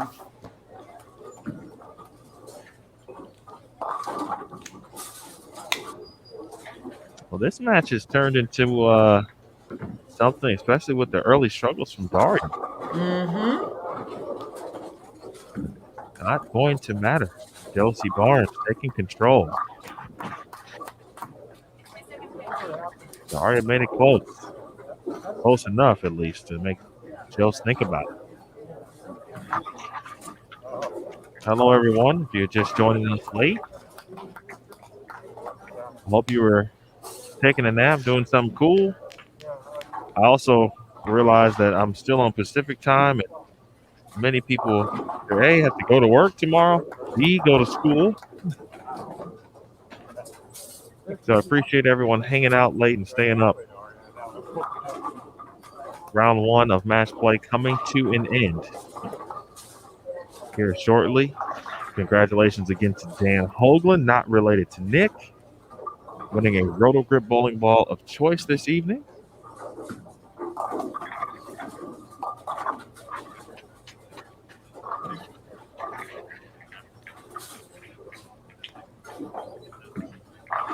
Big game for Josie to end the round. Yeah, and she played the lanes close to the way Dasha was. She got right in that zone where she's throwing it, using her ball speed, throwing it pretty hard. If you could see, her angles are pretty straight. Great shots. Nice way to end. Of course, she'll get 30 for the bonus.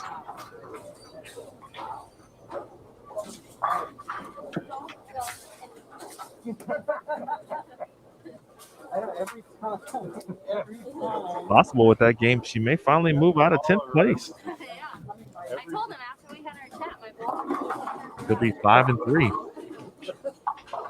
Going to jump up to plus 336 after that. Yes. And Birgit here, bowling a good game. I think she can strike out for 230, I believe. 5, 6, 7, 8, 10, 11, 12, or 250. 5. Too sticky. Yeah. Plus 30 would give her 90. Some good possibilities here for a move in the standings. I'm telling you, you can.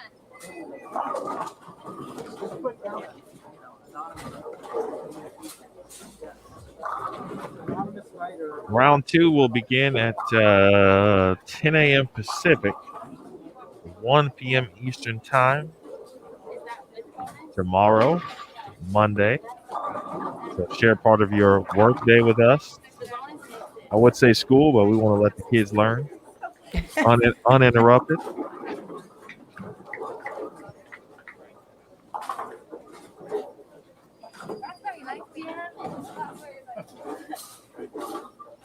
And then round 3 also scheduled to begin at same time tonight, 5 p.m. Pacific, 8 p.m. Eastern Time, right? Aaron, sound right? 8 p.m. Eastern. Yep. Thank you.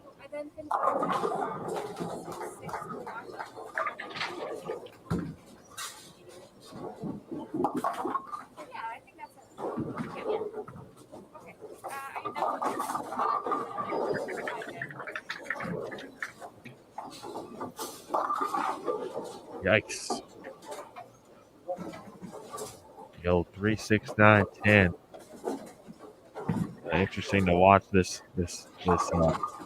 block, finally start and unfold and see some of the trends. And unlike this morning, and I talked to Sean right before the round, and he said I think players are going to be a little bit further right than they were and try to stay there.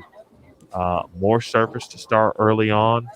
Mm-hmm. Didn't see a lot. I don't think we saw really any players kind of in that fourth arrow at all. No, and with the surface, the only thing you're going to see is that the front part of the lane will probably break down a little bit quicker because of the surface. But again, then all you have to do is change balls to something that's a pinch cleaner, and you can kind of stay in that same zone. So I agree with that. They all try to stay, right of, let's just say 13 from what I could see, and keep the angle straight.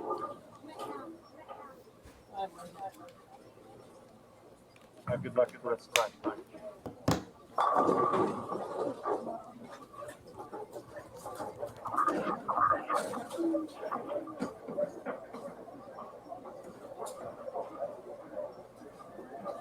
It's one match still ongoing.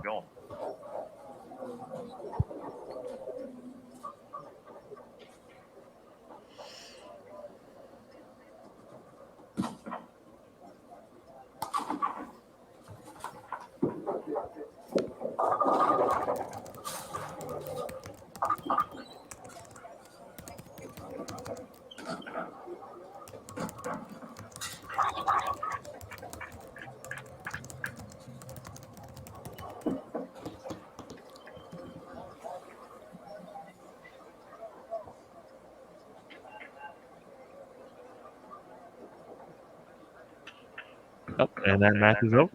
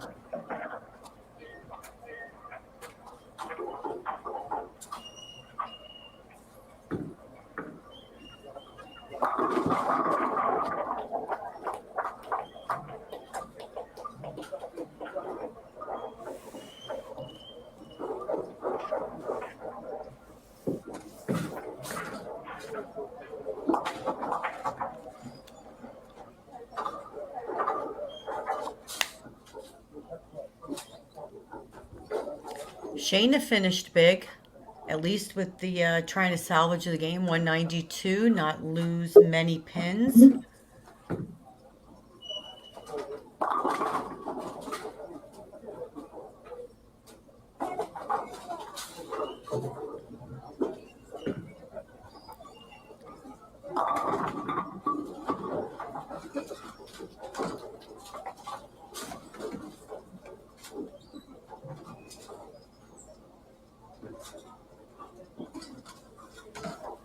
Ladies and gentlemen, that concludes the opening round of match play of the U.S. Women's Open. Ladies, add up those score sheets and turn them into the front counter. We'll get those scores verified and updated on bull.com as well as PWBA.com. The athletes will return tomorrow morning at 10 a.m. for their second 8-game round. We just want to say thank you all for joining us this evening, and we'll see you back here at 10 a.m. for the continuation of the 2021 U.S. Women's Open. Be safe and be good, everyone.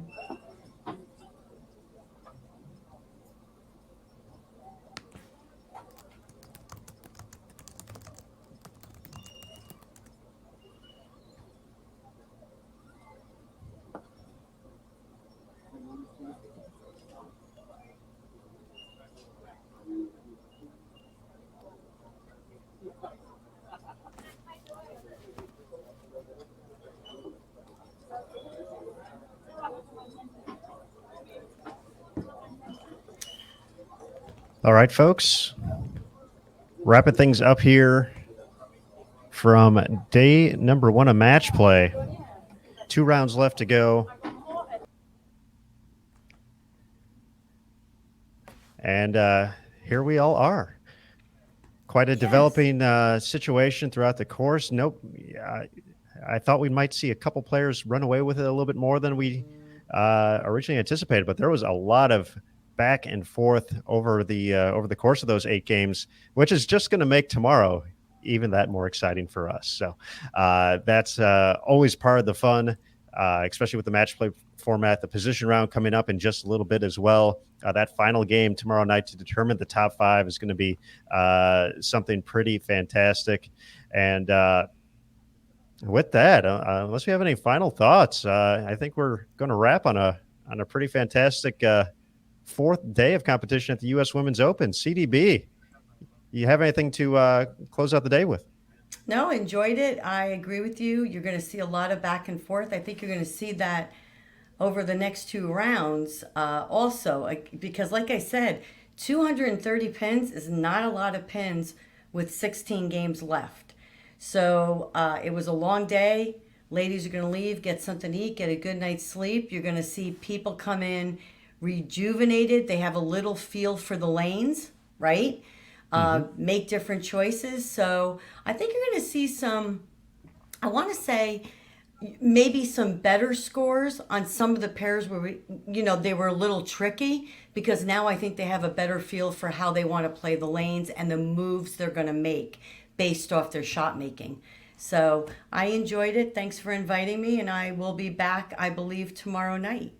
Let's go. CDB for the final round. That's what we like to hear. Prime time. Prime time. Prime time, CDB. He's probably got to take a listen to school, right? I mean, that is important. He's a parent. Yeah, This senior year thing has gone crazy, by the way, so just letting you know. Congratulations, and to Alyssa, too. Look forward to seeing her progress this year as well.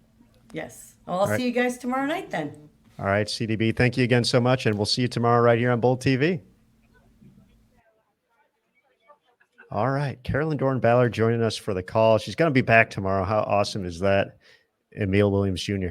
I'm excited because obviously her expertise and experience and everything in between, she showed that, and she always shows that when she's on. She gave us some additional insight tonight, and definitely, she'll be sharing and be able to share some varying nuggets of experience that she can gather for tomorrow night. But I think she's right. We'll see, like not necessarily higher scores, but better scores from some of those players who maybe struggled on a particular pair. They took those notes tonight and then figured out what they're going to do, or will figure out how to attack those pairs tomorrow. So, overall, as a collective, it might be a little higher scoring because of those adjustments.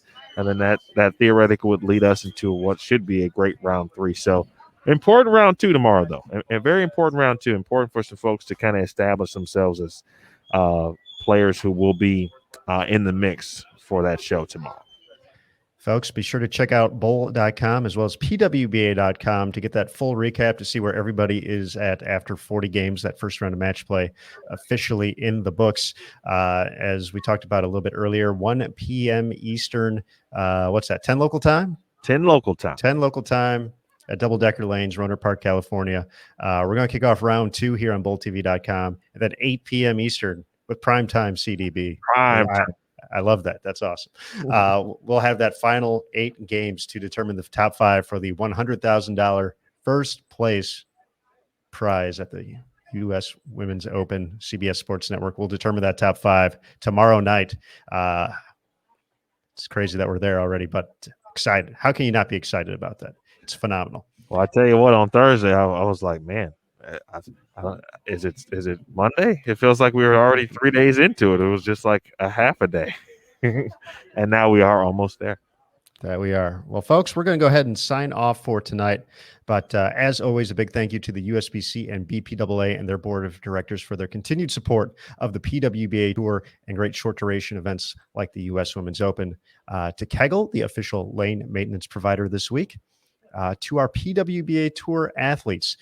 Each and every week they put on a show, U.S. Women's Open, history in the making, and these players are certainly delivering on the world's toughest stage right now.